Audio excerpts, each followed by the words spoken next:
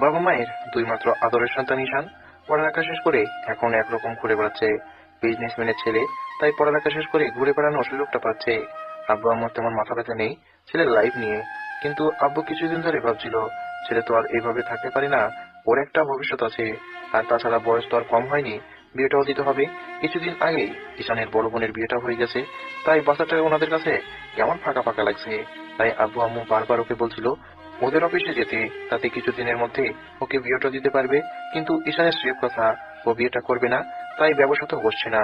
ঈশান মেতে আছে ওর বন্ধু বান্ধব, আড্ডা আর নিজের। আসুন এখন পরিচয়টা দিয়ে দিই, আমি ঈশান আহমেদ অনিক। আব্বু আম্মু দ্বিতীয় সন্তান, আব্বু বিজনেসম্যান আর আম্মু হাউসওয়াইফ। প্রতিদিনের মতো আজকেও ঈশান ড্রয়িং রুমে বসে টিভি দেখছে। এর মাঝে আব্বু আর আম্মু এসে ওর সামনে বসলো। ঈশান একবার আব্বু আম্মুর দিকে তাকিয়ে তারপর আবারও টিভি দেখে মনোযোগ দিল। তখন আম্মু বলতে লাগলো, আব্বু, আমাদের তোমার সাথে কিছু কথা আছে। আম্মুর কথা শুনে ঈশান টিভিটা অফ করে দেয়, আম্মুর দিকে মুখ করে তারপর বলে, হ্যাঁ আম্মু বলো। আব্বু, তুমি তো জানো আমরা কি বলতে চাই, কিন্তু তুমি তো আমাদের কথা কিছুতেই শুনছো না। তোমার আব্বু বারবার তোমাকে অফিসে যেতে বলেছে, কিন্তু তুমি তো তোমার আব্বুর বা আমার কারো কথা শুনলে না। দেখো আব্বু, তোমার তো একটা ভবিষ্যৎ আছে, তাই বলছিলাম কি তুমি তোমার আব্বুর কথা মতো অফিসে যাও। অনেক তো ঘোরাফেরা করলে, এখন অফিসে যাও। আমরা ডিসিশন নিয়েছি, খুব তাড়াতাড়ি তোমার বিয়েটা দিব। কিছুদিন আগে তোমার আপুর বিয়ে হয়ে গেছে, তাই বাসায় একটা মেয়ের কমতি থেকে গেছে। তুমি যদি বিয়ে করো তাহলে তোমার বউ আসলে আর সেটার অভাবটা থাকবে না। আম্মু বারবার কেন এসব কথা বলছো বলো তো? তুমি জানো না আমার এসব কথা ভালো লাগে না। হ্যাঁ, তা লাগবে কেন? তোমার তো যত সব আজে বাজে চিন্তাই মাথায় ঘুরে। আবু শোনো, তোমার একটা ভবিষ্যৎ আছে তাই না? দেখো, তোমার যতগুলো ফ্রেন্ড ছিল সবাই কিন্তু জব করে, না হলে নিজেদের ব্যবসা দেখে, আর বিয়ে করে সেটেল হয়ে গেছে। কিন্তু তুমি তো আমাদের কোনো কথাই শুনছো না। আমাদের কি ইচ্ছে করে না ছেলের বউর মুখ দেখতে, বলো? আব্বু কথাগুলো বেশ নরম সুরে বলল। তখন ঈশান বলতে লাগলো, আব্বু আমাকে কিছুদিন সময় দাও। আমি তো বলছি আমি এখন ওই বিয়ে করতে চাই না, কিছুদিন সময় লাগবে আমার। হ্যাঁ হ্যাঁ, এই সময় সময় করেই তো আজকে 6টা মাস কাটিয়ে দিলে।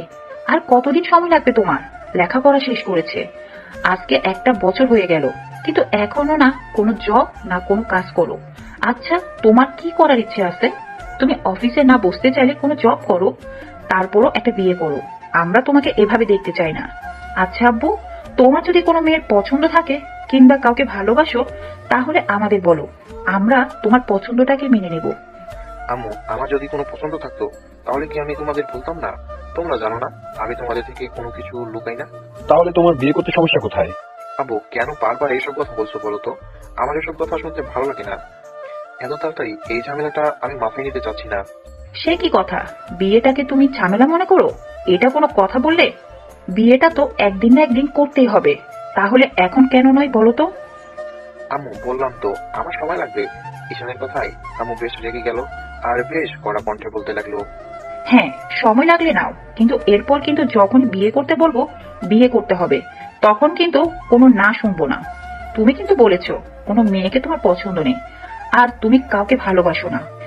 এই শেষবার কয়েকটা দিন তোমাকে সময় দিব, এরপর যদি তুমি বিয়ে না করো তাহলে তোমার সাথে আমি আর কথাই বলবো না। ঈশান বুঝতে পারলো এখানে থেকে যত কথা বলবে আম্মু ততই রেগে যাবে। তাই ও সেখান থেকে উঠে চলে গেল আর আম্মু বকাবকি করতে লাগলো। ঈশান রুমে গিয়ে হপাস করে বিছানায় বসে পড়লো আর ভাবতে লাগলো, বিয়ে বিয়ে করে তো মাথাটা পুরো হ্যাং করে দিয়েছে আপু আম্মু। কি করে ওদের বুঝাই আমি এসব ঝামেলার মধ্যে পড়তে চাই না। বিয়ে তো একদিন করতেই হবে, তাহলে এত তাড়াতাড়ি করার দরকারটা কি? আমি তো বুঝতে পারছি না। বেশ কিছুক্ষণ ভেবে ঈশান বিছানায় শুয়ে পড়ে। তারপর একটা সময় ঘুমের রাজ্যে তলিয়ে যায়। ঘুম ভাঙে একদম রাতে, উঠে ফ্রেশ হয়। তারপর বিছানায় বসতে ঈশানের চোখ পড়ে ওর গিটারটার উপর। উঠে গিয়ে গিটারটা হাতে নিয়ে তারপর গিটারের টুংটাং আওয়াজ তুলতে লাগলো। ভাবলো এই সময়টা ছাদে গেলে বেশ ভালো একটা পরিবেশ পাওয়া যাবে, আর তাতে গিটারের নতুন কোনো সুর তৈরি করা যাবে। যে ভাবা সেই কাজ। ঈশান ছাদে চলে গেল, গিয়ে তোলায় বসে তারপর কিছুক্ষণ উল্টাপাল্টা সুর তুললো। 2-3 মিনিট এভাবে গিটারটা এলোমেলো বাজানোর পর একটা সময় চোখ বুজে তারপর সুন্দর একটা সুর তুললো আর পছন্দের গান একটা সাথে মিলালো। বেশ কিছুটা সময় এভাবে অতিবাহিত হয়ে যাওয়ার পর একটা সময় ঈশান হঠাৎ করে বুঝতে পারলো কোন একটা মিষ্টি ঘ্রাণ ওর নাকে ভেসে আসছে। এত সুন্দর আর মোহনীয় ঘ্রাণটা, যেটা ঈশান আগে কোথাও পায়নি। কিছুক্ষণের মধ্যে ঘ্রাণটা ওর চারপাশে বিরাজ করতে লাগলো। তাই কোথা থেকে ঘ্রাণটা আসছে ঈশান সেটা বোঝার চেষ্টা করলো। বেশ কিছুক্ষণ এদিক ওদিক তাকিয়ে কোথাও কিছু দেখতে পাচ্ছিল না, তাই গিটারটা বাজাতে লাগলো। আর ঘন্টা যাবৎ ঈশান খেয়াল করলো ঘ্রাণটা আস্তে আস্তে তীব্র থেকে আরো তীব্রতর হচ্ছে। তাই বিষয়টা ঈশানের কাছে বেশ সন্দেহজনক মনে হলো। ঘ্রাণটা কোথা থেকে আসছে সেটা দেখার জন্য ও গিটারটা থামিয়ে দিয়ে ছাদে যতগুলো ফুল গাছ ছিল সবগুলো ফুলের টবের কাছে গিয়ে বোঝার চেষ্টা করলো এটা কোন ফুলের ঘ্রাণ। কিন্তু না, তেমন কোনো ফুল ছাদে নেই। আর যাও বা আছে তাও তেমন কোনো সুবাস নেই। বিষয়টা ঈশানের কেমন জানি একটু আনেজি লাগছিল, তাই ও আর ছাদে না থেকে রুমে চলে গেল। সেদিন রাতেও ঈশান ওর ফ্রেন্ড রুদ্র, নীল, আকাশ ওদের সাথে বেশ কিছুক্ষণ হোয়াটসঅ্যাপে কথা বলার পর তারপর 12টার দিকে ঘুমিয়ে পড়লো। হঠাৎ করে মাঝরাতের দিকে ঈশানের ঘুমটা ভেঙে যায়। আর ঘুম ভাঙতেই ও বুঝতে পারে ওর বুকের উপর ভারী কিছু একটা আছে। ঈশানের মনে হচ্ছিল বেশ ভারী কিছু একটা ওর বুকের উপর পাথরের মতো ওজন মনে হচ্ছিল। তাই ঈশান ওর বুকের দিকে তাকালো, কিন্তু না, কিছুই নেই। কিন্তু কেন জানি বুকটা বেশ ভারী ভারী লাগছিল। তাই ঈশান এবার বুকের উপর হাত দিয়ে বোঝার চেষ্টা করলো বুকের উপর কি এমন আছে যে এত ভারী মনে হচ্ছে। কিন্তু না, কিছুই নেই। তারপর একটু ভয় হতে লাগলো। ঈশান তৎক্ষণাৎ উঠে বসে তারপর বোঝার চেষ্টা করলো ওর সাথে কি হচ্ছে। কিন্তু না, সবকিছুই স্বাভাবিক। ঈশান রুমের লাইটটা জ্বালিয়ে দেয়, তারপর রুমের চারদিকে তাকাতে লাগলো, কিন্তু সবকিছুই স্বাভাবিক মনে হচ্ছে। ঈশান বেশ কিছুক্ষণ বসে থাকার পর আবারও গিয়ে বিছানায় শুয়ে পড়ে, কিন্তু কেন জানি ঘুম আসছিল না। বেশ ভয় লাগছিল। তাই বেশ কিছুক্ষণ ওভাবে জেগে থাকার পর একটা সময় চোখগুলো লেগে যায়। এভাবে বেশ কয়েকটা দিন পর পর ঈশান খেয়াল করলো মাঝরাতে ওর ঘুমটা একাই ভেঙে যায়। আর যখন এই ঘুম ভাঙে তখনই ওর বুকের উপর ভারী কিছু একটা উপস্থিতি টের পায়, কিন্তু সেটা কি বুঝতে পারে না। যখন হাত দিয়ে অনুভব করার চেষ্টা করে কি আছে কিছুই বুঝতে পারে না। তখন সব স্বাভাবিক মনে হয়। বিষয়টা নিয়ে ঈশান কিছুদিন যাবৎ চিন্তিত। তাই ভাবছিল আব্বুর সাথে শেয়ার করবে, কিন্তু না, অযথা ওনারা টেনশন করবে। ঈশান এই বিষয়টা ওর একটা ফ্রেন্ডের সাথে শেয়ার করলে ও বিষয়টাকে স্বাভাবিক বলে ছেড়ে দেয়। দিন 15 পরের ঘটনা। ঈশানের আব্বু রেডি হচ্ছে ওর আপুর বাসায় যাওয়ার জন্য, কিন্তু আজকে ঈশান যাবে না। 2-3 দিন হলো ঈশান আপুর বাসা থেকে ঘুরে আসছে, তাই আজকে ওদের সাথে যাচ্ছে না। আব্বু বারবার ওকে যেতে বলছিল, তখন ঈশান যাবে না বলে দেয়। তাই আব্বু ওকে আর জোর করেনি। আব্বু চলে গেলে ঈশান বাসা থেকে বের হয়ে যায়। তারপর সারাদিন বন্ধুদের সাথে আড্ডা দিয়ে আসে। সন্ধ্যার দিকে বাসায় এসে ফ্রেশ হয়ে তারপর বেশ কিছুক্ষণ রেস্ট নিয়ে একটু লেখালেখি করে আবারও বন্ধুদের সাথে আড্ডা দিতে শুরু করে। একটা সময় আড্ডা দিতে দিতে রাত প্রায় 12টা বেজে যায়। তাই আড্ডা দেওয়া শেষ করে ফোনটা কেটে দিয়ে সবেমাত্র বিছানায় শুয়ে পড়েছে। এমন সময় বাড়ির সদর দরজার কলিং বেলটা বাজতে শুরু করে। তখন ঈশান ভাবতে লাগলো, এই সময় আবার কে এলো? আব্বু ফিরে আসলো না তো? এর মাঝে আরো কয়েকবার কলিং বেলটা বাজলো। তাই ঈশান দরজার কাছে চলে যায়। এর মাঝে শুধু কলিং বেল বারবার বেজে চলেছে। ঈশান দরজার ফাঁক দিয়ে সামনে তাকাতেই দেখে একটা মেয়ে দাঁড়িয়ে আছে। এর মাঝে আরো একবার কলিং বেল। ঈশান আর কিছু না ভেবেই দরজাটা খুলে দেয়। দরজা খুলতে ও সামনের দিকে তাকিয়ে দেখে ও সামনে অসম্ভব সুন্দরী একটা মেয়ে দাঁড়িয়ে আছে। মেয়ে বললে ভুল হবে, রীতিমতো একটা পরী দাঁড়িয়ে আছে। কারণ মেয়েটাকে দেখতে এতটা সুন্দর যেটা বলার বাইরে। ওকে প্রথমবার দেখার সাথে সাথে ঈশানের চোখ আটকে গেছে। মেয়েটা খেয়াল করলো ঈশান ওর দিকে এক দৃষ্টিতে তাকিয়ে আছে। তখন মেয়েটা চোখ নামিয়ে নিল। আর সাথে সাথে ঈশানের ঘোর কাটে। তখন ঈশান ভাবতে শুরু করে, এই মেয়েটা এখানে কি করছে। তাই ওকে প্রশ্ন করে বসে, কে আপনি, আর আপনি কি চান? এত রাতে এখানে কি করছেন আপনি? আর কলিং বেলটা বাজাচ্ছেন কেন? আপনি আমাকে চিনবেন না, আমি তীব্রতা। আসলে আমি একটু বিপদে পড়ে এখানে আসছি। আপনি কি আমাকে একটু সাহায্য করবেন? কিন্তু আমি আপনাকে কি সাহায্য করতে পারি? এত রাতে আপনি একা একা এভাবে রাস্তায় ঘোরাফেরা করছেন কেন? আর আমি আপনাকে কি সাহায্য করতে পারি? দেখেন, আমি অনেক বিপদে পড়ে এখানে আসছি। আর আমি এলাকার রাস্তাঘাট কিছুই চিনি না। তাই আজকে রাতটা যদি আপনি আমাকে আপনার বাসায় থাকতে দিতেন, তাহলে আমি আপনার কাছে কৃতজ্ঞ থাকতাম। আমি সকালে উঠেই চলে যাব। মেয়েটার কথায় ঈশান বেশ গম্ভীরভাবে চিন্তা করতে লাগলো। বাসায় তো আব্বু কেউ নেই, তার উপর এই মেয়েটা একা, আমিও বাসায় একা। এই বিষয়টা যদি আশেপাশের লোকজন জানতে পারে তাহলে আমাকে খারাপ ভাববে। ঈশান কথাগুলো ভাবছে।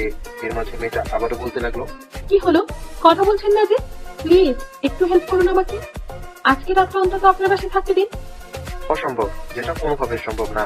আর তাছাড়া আজকে বাসায় আব্বু কেউ নেই, শুধু আমি একলাই বাসায়। আর আপনিও একা একটা মেয়ে, কিভাবে আমি আপনাকে বাসায় থাকতে দেই? এতে আশেপাশের লোকজন আমাদের নিয়ে নানা ধরনের আজে বাজে কথা বলবে। এতে আব্বু আম্মু খুব রেগে যাবে। তাই আমি আপনাকে কোনো সাহায্য করতে পারবো না। প্লিজ আপনি আসতে পারেন। আর দেখেন, এখানে দাঁড়িয়ে থাকবেন না, কেউ দেখলে খারাপ ভাববে। আপনি অন্য কোথাও গিয়ে সাহায্য চান। ঈশান কথাটা বলতেই এবার মেয়েটার মুখটা পুরো কালো হয়ে গেল। ঈশান খেয়াল করলো মেয়েটার চেহারাটা পুরো কালো মেঘে ছেয়ে গেছে। কেমন জানি অদ্ভুত এক মায়া এসে ভর করেছে মেয়েটার মধ্যে। ঈশান বারবার ওর মুখের দিকে তাকিয়ে স্তব্ধ হয়ে যাচ্ছে, কিন্তু তারপরও নিজেকে স্বাভাবিক করে নিয়ে ওকে চলে যাওয়ার কথা বলছে। ঈশান মনে মনে ভাবছিল, আব্বু আম্মু থাকলে হয়তো মেয়েটাকে একটা সাহায্য করা যেত। যেহেতু কেউ বাসায় নেই, তাই এখানে ওকে থাকতে দিলে সমস্যাটা আমারই হবে। এবার মেয়েটা দুই হাত জোড় করে বলতে লাগলো, প্লিজ আপনি এভাবে বলবেন না। আমি খুব বিপদে পড়ে আপনার কাছে এসেছি। আমি এখানকার রাস্তাঘাট আর কাউকেই চিনি না।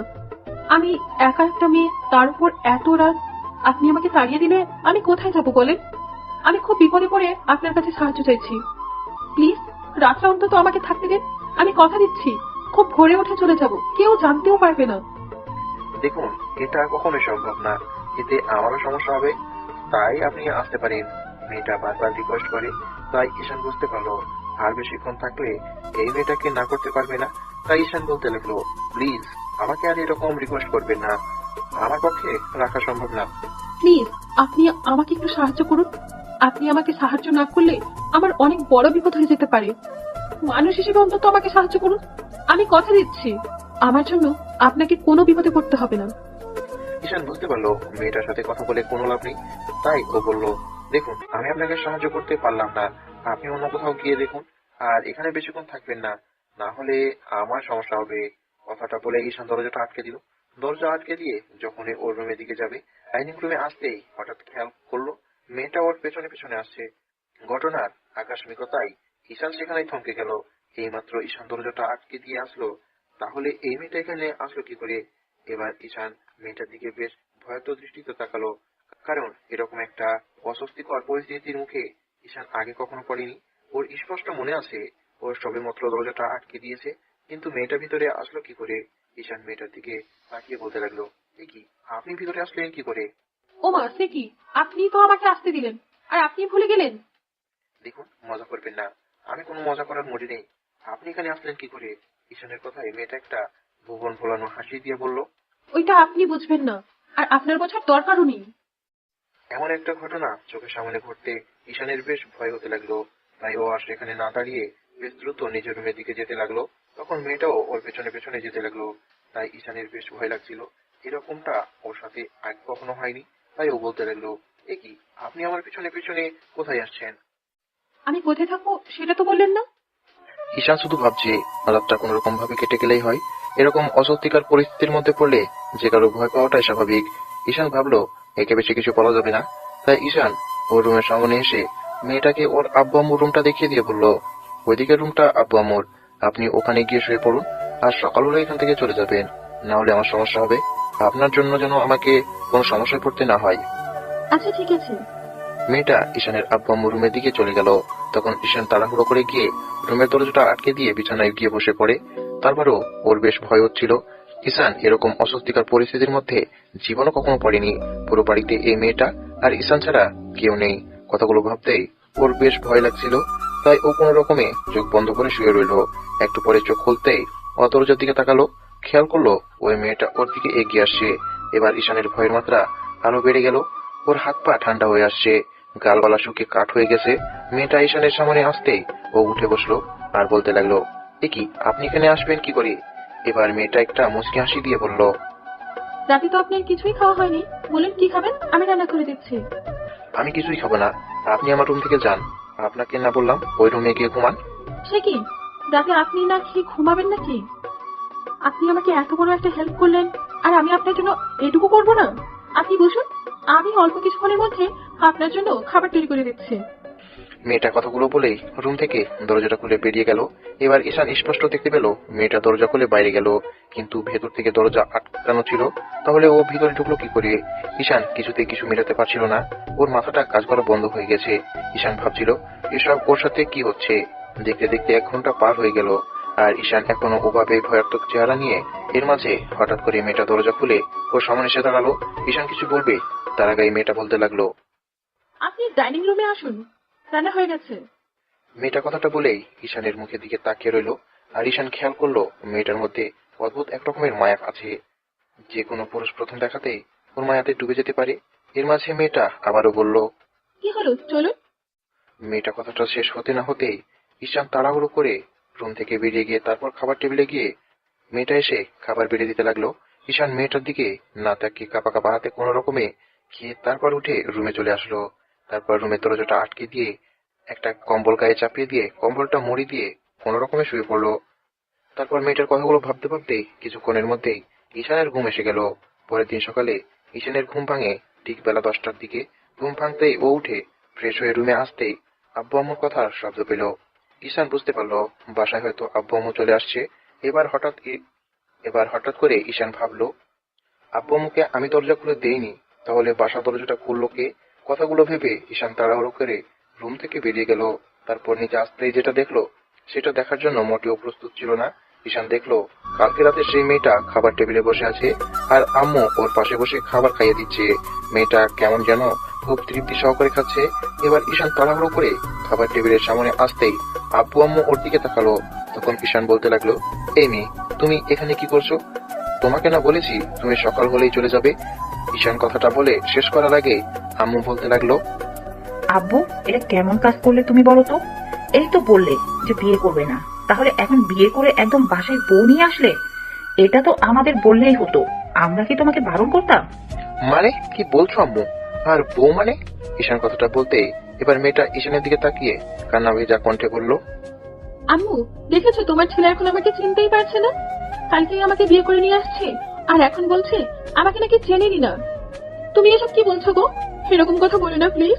দেখো, আমি তো বলছি তুমি যা বলবে আমি তাই করব, তাও এভাবে আমাকে অস্বীকার করো না। মেয়েটার কথা যেন সব ঈশানের মাথার উপর দিয়ে গেছে। এবার আম্মু বেশ রাগী কণ্ঠে বলতে লাগলো, আব্বু, এসব কি হচ্ছে?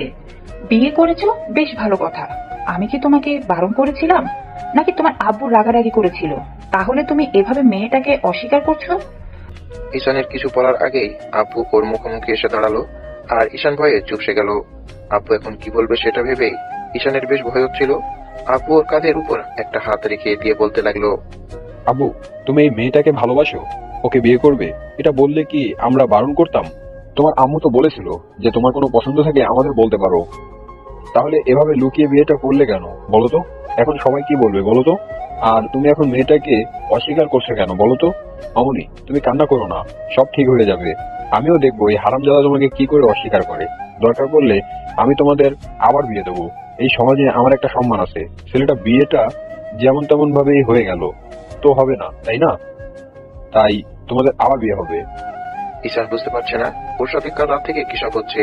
ওই মেয়েটার দরজা আটকে দেওয়ার পর ভিতরে আসা, তারপর ওর রুমের ভিতরে যাওয়া আর রান্না বান্না করা, আজকে সকালের এসব কাণ্ড, ঈশানের সবকিছু গুলিয়ে যাচ্ছে। ওর মুখ দিয়ে কোনো কথাও বের হচ্ছে না, শুধু মেয়েটার দিকে ফ্যাল ফ্যাল করে তাকিয়ে আছে। মেয়েটার চেহারার মধ্যে কেমন একটা মায়া মায়া ভাব আছে, যে মায়াতে ঈশান কালকে থেকেই বারবার পড়ে যাচ্ছে। তারপরও নিজেকে স্বাভাবিক করে নিয়েছে। এবার আম্মু মেয়েটার মাথায় হাত বুলিয়ে দিতে লাগলো। মামুনি, বলো তো তোমার নাম কি? তোমার সাথে এসেছে থেকে কথা বলছি, কিন্তু তোমার নামটাই তো জানা হলো না। আম্মু, নুরে মুজাসসাম ত্রিপুরাতা। বাহ, বেশ মিষ্টি নাম, ঠিক তোমার মতো। আম্মু কথাটা বলতে তীব্রতা মাথাটা নিচু করে নিল। আর ঈশান খেয়াল করলো লজ্জা পেলে মেয়েটাকে আরো দেখতে আরো সুন্দর লাগে। এবার আম্মু তীব্রতা থুতনি ধরে মাথাটা উঁচু করে বলতে লাগলো, মামুনি, তুমি আমার বাদুর ছেলেটাকে ভালোবাসো? এটা তুমি আমাকে বলতে পারলে না? এভাবে বিয়ে করলে কেন বলো তো? আমি কিন্তু খুব রাগ করেছি। আম্মু কথাটা বলতেই এবার তীব্রতা আম্মুকে 2 হাত দিয়ে জড়িয়ে ধরে বলতে লাগলো, সরি আম্মু, আমি বুঝতে পারিনি। আমি বেশ ভয় পেয়ে গেছিলাম, ভেবেছিলাম তোমার ছেলেকে হারিয়ে ফেলবো, তাই তোমার ছেলের কথা মতো ওকে বিয়ে করতে বাধ্য হয়েছিলাম। ঈশান আবালের মতো সেখানে দাঁড়িয়ে কথাগুলো শুনে যাচ্ছে, সব যেন ওর মাথার উপর দিয়ে যাচ্ছে। কিন্তু একটা ব্যাপার ওর কাছে খুব ভালো লাগছে, যে বিয়ে না করেও আজকে বউ পেয়ে গেছে, তার উপরে আবার এত সুন্দরী একটা মেয়েকে। তীব্রতাকে দেখতে মারাত্মক সুন্দরী বললেও ভুল হবে না, পুরো পরিদের মতো। ওর চেহারাটা দেখে মনে হচ্ছে শরীরে একটু টোকা দিলেই পুরো চেহারাটা রক্তবর্ণ ধারণ করবে। চোখ দুটো যেন পুরো মায়াজাল, কোমর অব্দি চুল, গোলাপের পাপড়ির মতো টোক, সব মিলিয়ে যেন একটা মায়াবী পরী। তাই ঈশান কিছু বলার মতো অবস্থায় নেই।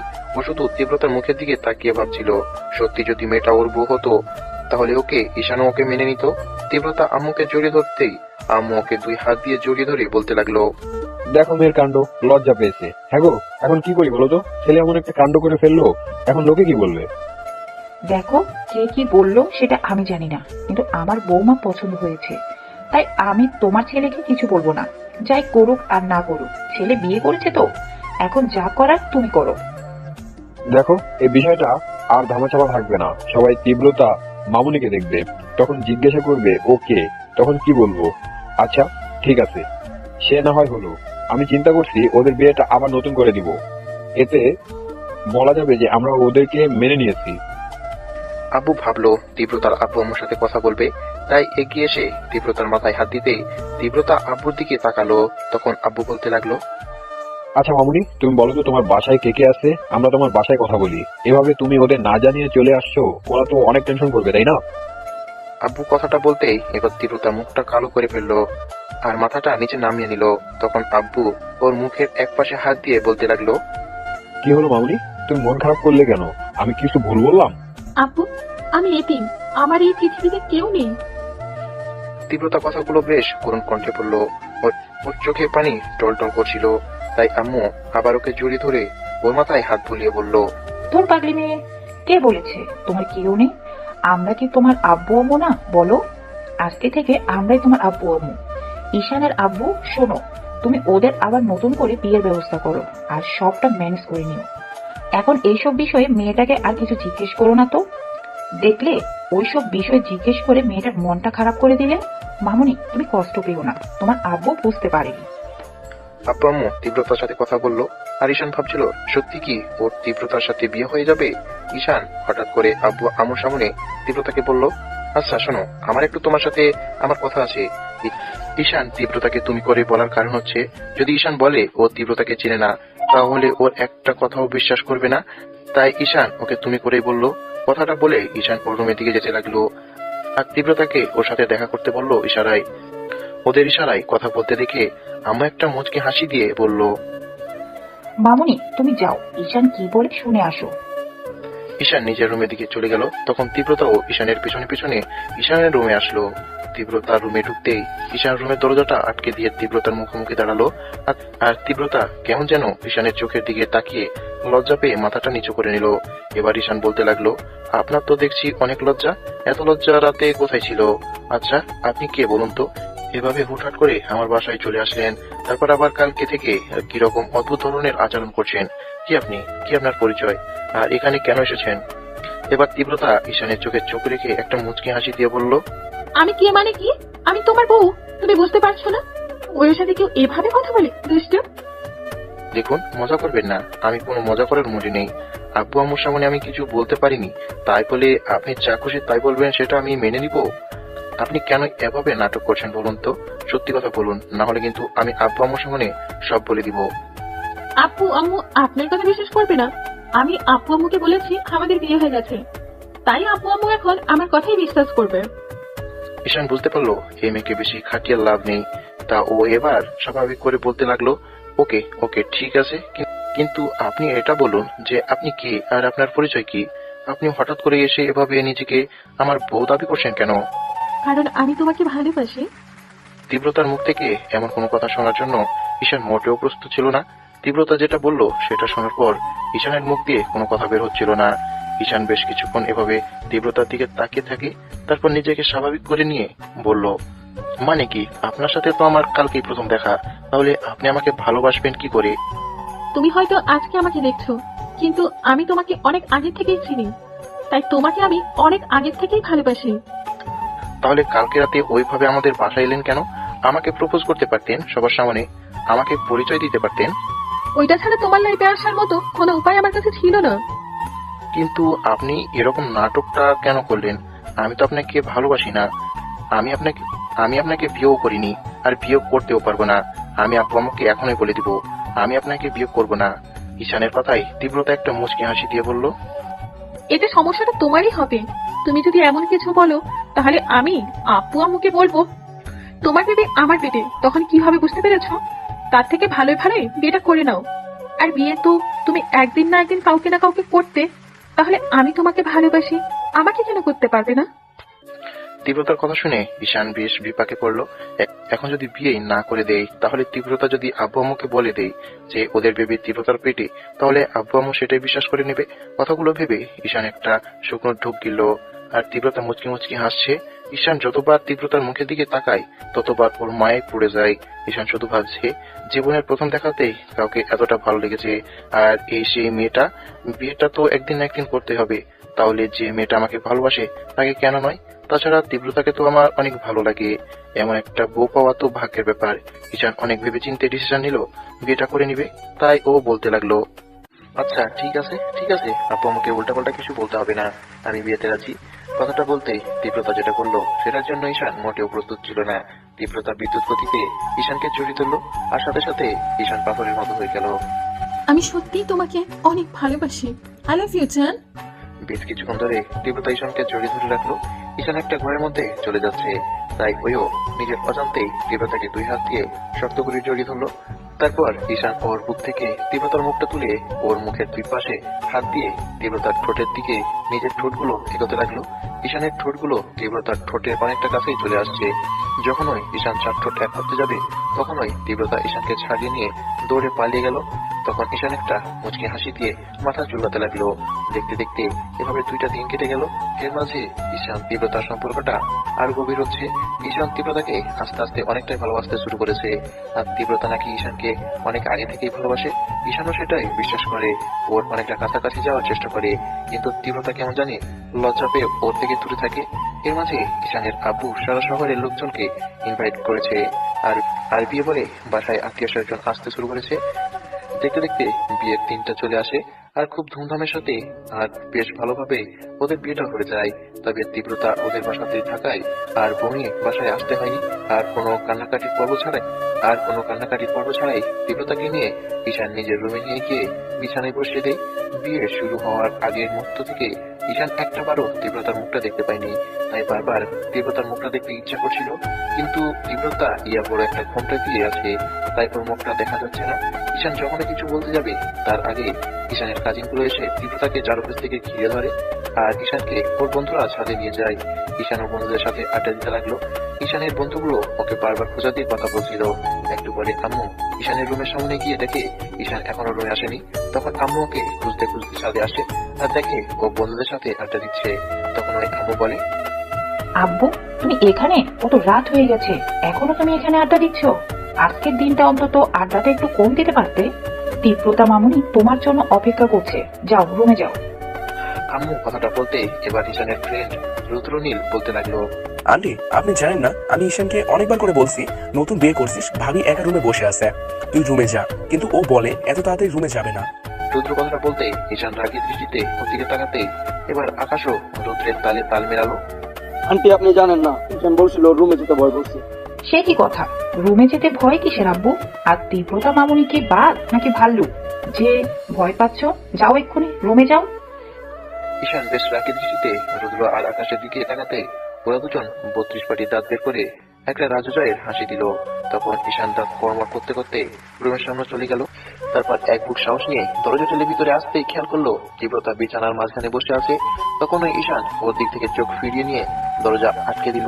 আর তীব্রতা ওর উপস্থিতি টের পেয়ে এসে যখন ঈশানের পায়ে হাত দিয়ে সালাম করতে যাবে তখন ঈশান ওকে ধরে নিয়ে উঠিয়ে নিজের বুকের সাথে জড়িয়ে ধরে বলতে লাগলো, পায়ে হাত দিয়ে সালাম করতে নেই, তোমার জায়গা পায়ে নয় আমার বুকে। ঈশান কথাটা বলতেই তীব্রতাকে জড়িয়ে ধরতে তীব্রতাও ওকে জড়িয়ে ধরে ওর বুকে মাথা রাখলো। বেশ কিছুক্ষণ পর তীব্রতা বলল, আচ্ছা শোনো না, আমি ভেবেছি আমরা নতুন জীবন শুরু করার আগে 2 রাকাত নফল নামাজ আদায় করে আল্লাহর দরবারে আমাদের নতুন জীবনের জন্য দোয়া করব। তুমি গিয়ে ওযু করে আসো।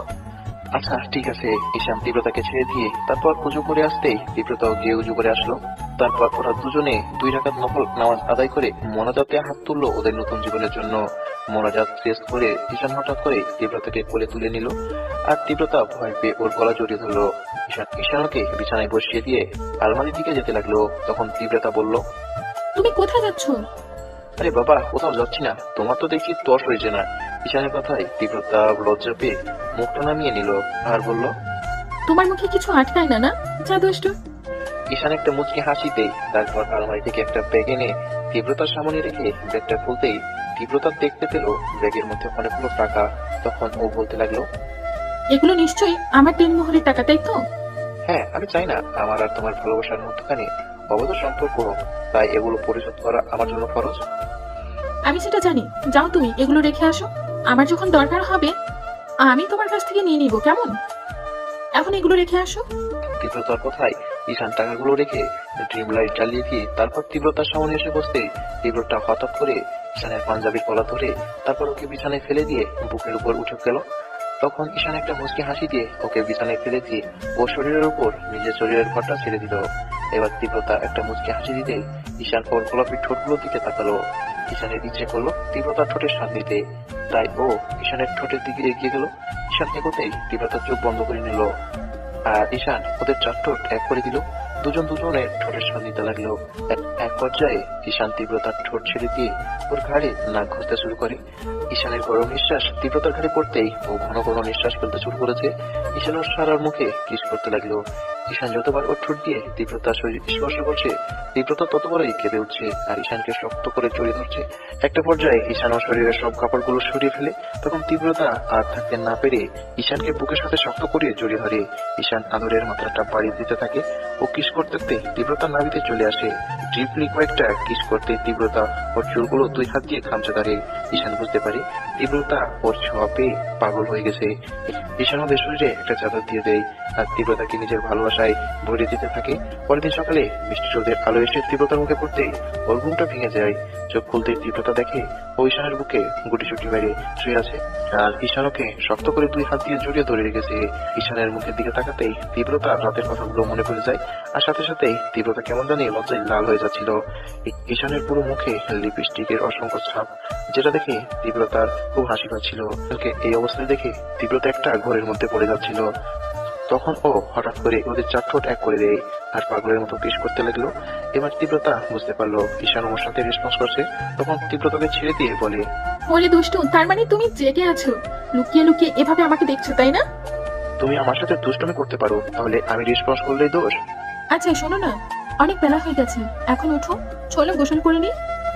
গোসল পরে করা যাবে। শোনো না, আমার না আবার ইচ্ছে করছে। কি? কি মানে? রাতে যেটা হলো সেটা। এই না, এখন আর কোনো দুষ্টুমি করবে না, রাতে কিন্তু একটুও ঘুমাতে দাওনি। আমি তো দুষ্টুমি করবোই। ঈশান কথাটা বলে তীব্রতাকে যখন জড়িয়ে ধরতে যাবে তখন তীব্রতা ওদের শরীর থেকে চাদরটা নিয়ে উঠে ওয়াশরুমের দিকে দৌড় দিল। এবার ঈশান একটু মুচকি হাসি দিয়ে তারপর নিজের শরীরের দিকে তাকাতে খেয়াল করলো ওর পরনে কিছুই নেই। তাই ঈশান তাড়াহুড়ো করে উঠে গিয়ে একটা লুঙ্গি শরীরে পেঁচিয়ে নেই। লুঙ্গি পেঁচিয়ে নিয়ে বলতে লাগলো, আর একটু হলে আপনাদের কাছে ইজ্জতের পাংচার হয়ে যাচ্ছিল, আমাদের কি এখনো দেখা লাগবে? ঈশান লুঙ্গিটা পরে গিয়ে আবারও শুয়ে পড়লো আর কিছুক্ষণের মধ্যেও আবার ঘুমিয়ে পড়লো। এর মাঝে তীব্রতা একটা লম্বা শাওয়ার নিয়ে একটা কালো শাড়ি পরে বেরিয়ে আসে। এসে দেখে ঈশান আবারও ঘুমিয়ে গেছে।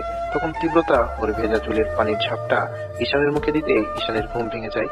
তখন ঈশান ওর দিকে একবার তাকিয়ে বলে, তীব্রতা যাও তো, দুষ্টমি করো না, রাতে কিন্তু ঘুমাতে দাওনি। ঈশান কথাটা বলতেই তীব্রতা গাল ফুলিয়ে ড্রেসিং টেবিলের সামনে চলে যায়। একটু পর ঈশানের মনে হলো তীব্রতা ওর কথা একটু কষ্ট পেয়েছে। সাথে সাথে ঈশান ড্রেসিং টেবিলের দিকে তাকাতে খেয়াল করে তীব্রতা ওর চুলগুলো মুছছে। আজকে দেখতে ওকে একদম পরিতের মতো লাগছে। তীব্রতাকে আজকে ঈশান এই অবস্থায় দেখে আবারও নতুন করে প্রেমে পড়ে যাচ্ছে, কারণ তীব্রতাকে আজকে অন্য দিনের থেকে একটু বেশি সুন্দর লাগছিল। ঈশান পুরো একটা ঘরের মধ্যে চলে যাচ্ছিল। ঈশান নিজের অজান্তে বিছানা ছেড়ে উঠে তীব্রতার অনেকটা কাছে চলে যায় আর তীব্রতা এবার ঈশানকে খেয়াল করতেই ঈশান তীব্রতাকে পেছন থেকে শক্ত করে জড়িয়ে ধরে ওর পেটের উপর দুই হাত রাখে আর তীব্রতার চুলের নাক ঢুকে দেয়। ঘটনার আকস্মিকতায় তীব্রতার হাত থেকে টাওয়ালটা পড়ে যায়। তৎক্ষণাৎ ও একটা মুচকি হাসি দিয়ে ঈশানের হাতের উপর নিজের হাত রাখলো। এর মাঝে ঈশান তীব্রতার ভারী কয়েকটা কিস করে ফেলেছে আর ওর পেটের উপর দুই হাত দিয়ে শক্ত করে জড়িয়ে ধরেছে, যার জন্য তীব্রতা আর থাকতে না পেরে ঈশানের দিকে ঘুরে ওকে বিদ্যুতের গতিতে জড়িয়ে ধরে। এই যে ভাইয়া এবং আপুরা রাত্রে অনেক দেখেছেন, এখন আরো দেহন লাগবে। এরপর কি হতে পারে ওইটা আপনারা খুব ভালো করে জানেন। এইভাবে 2-3 দিন কেটে গেল। এর মাঝে তীব্রতা আর ঈশানের ভালোবাসা আরো গভীর হয়েছে। ওরা দুজন দুজনকে এখন অনেক বেশি ভালোবাসে। ঈশান ভুলে গেছে তীব্রতা কিভাবে ওর জীবনে এসেছে। তীব্রতাকে নিজের জীবনে পেয়ে ঈশান অনেক হ্যাপি, তেমনি ওর আব্বু আম্মুও অনেক হ্যাপি। তীব্রতা এখন ওর আব্বু আম্মুর অনেক খেয়াল রাখে আর আম্মুকে তো কোনো কাজও করতে দেয় না। ওদের বিয়ের পর ঈশান আর তীব্রতা ওদের যত আত্মীয় স্বজন ছিল সবার বাসায় ঘুরতে গিয়েছে। এর মাঝে ঈশানের আব্বু ভাবছিল ছেলে এখনো কিছুই করে না, আর কিছুদিন হলো বিয়েটা হয়ে গেছে, আগে যাই করুক, কিন্তু এখন এবার বসে থাকলে তো সমাজে মানুষ সেটা নিয়ে কথা বলবে। আব্বু কথাগুলো ভেবে আম্মুকে বলে তীব্রতাকে ডেকে দিতে। তখন আম্মু তীব্রতাকে ডাকলো। তীব্রতা আব্বু আম্মুর সামনে আসে আর বলে, আপু, তুমি আমাকে ডেকেছো? হ্যাঁ মামুনি, তুমি ঈশানকে একটু ডেকে দাও। ঠিক আছে আপু। তীব্রতা রুমে চলে গিয়ে দেখে ঈশান ওয়াশরুম থেকে বেরোচ্ছে। ঈশান তীব্রতাকে দেখেই ওর দিকে এগিয়ে আসে। তীব্রতা কিছু বলবে তার আগে ঈশান ওকে কাছে টেনে নিয়ে বুকে এনে ফেলে। তারপর ওর কোমর জড়িয়ে ধরে ওর মুখের দিকে ঠোঁটগুলো এগোতে গেলে তীব্রতা ঈশানের ঠোঁটের উপর আঙ্গুল দিয়ে আটকে দিয়ে বলে, এখন কোনো দুষ্টুমি নয়, আব্বু তোমাকে ডাকে, যাও গিয়ে শুনে আসো কি বলে।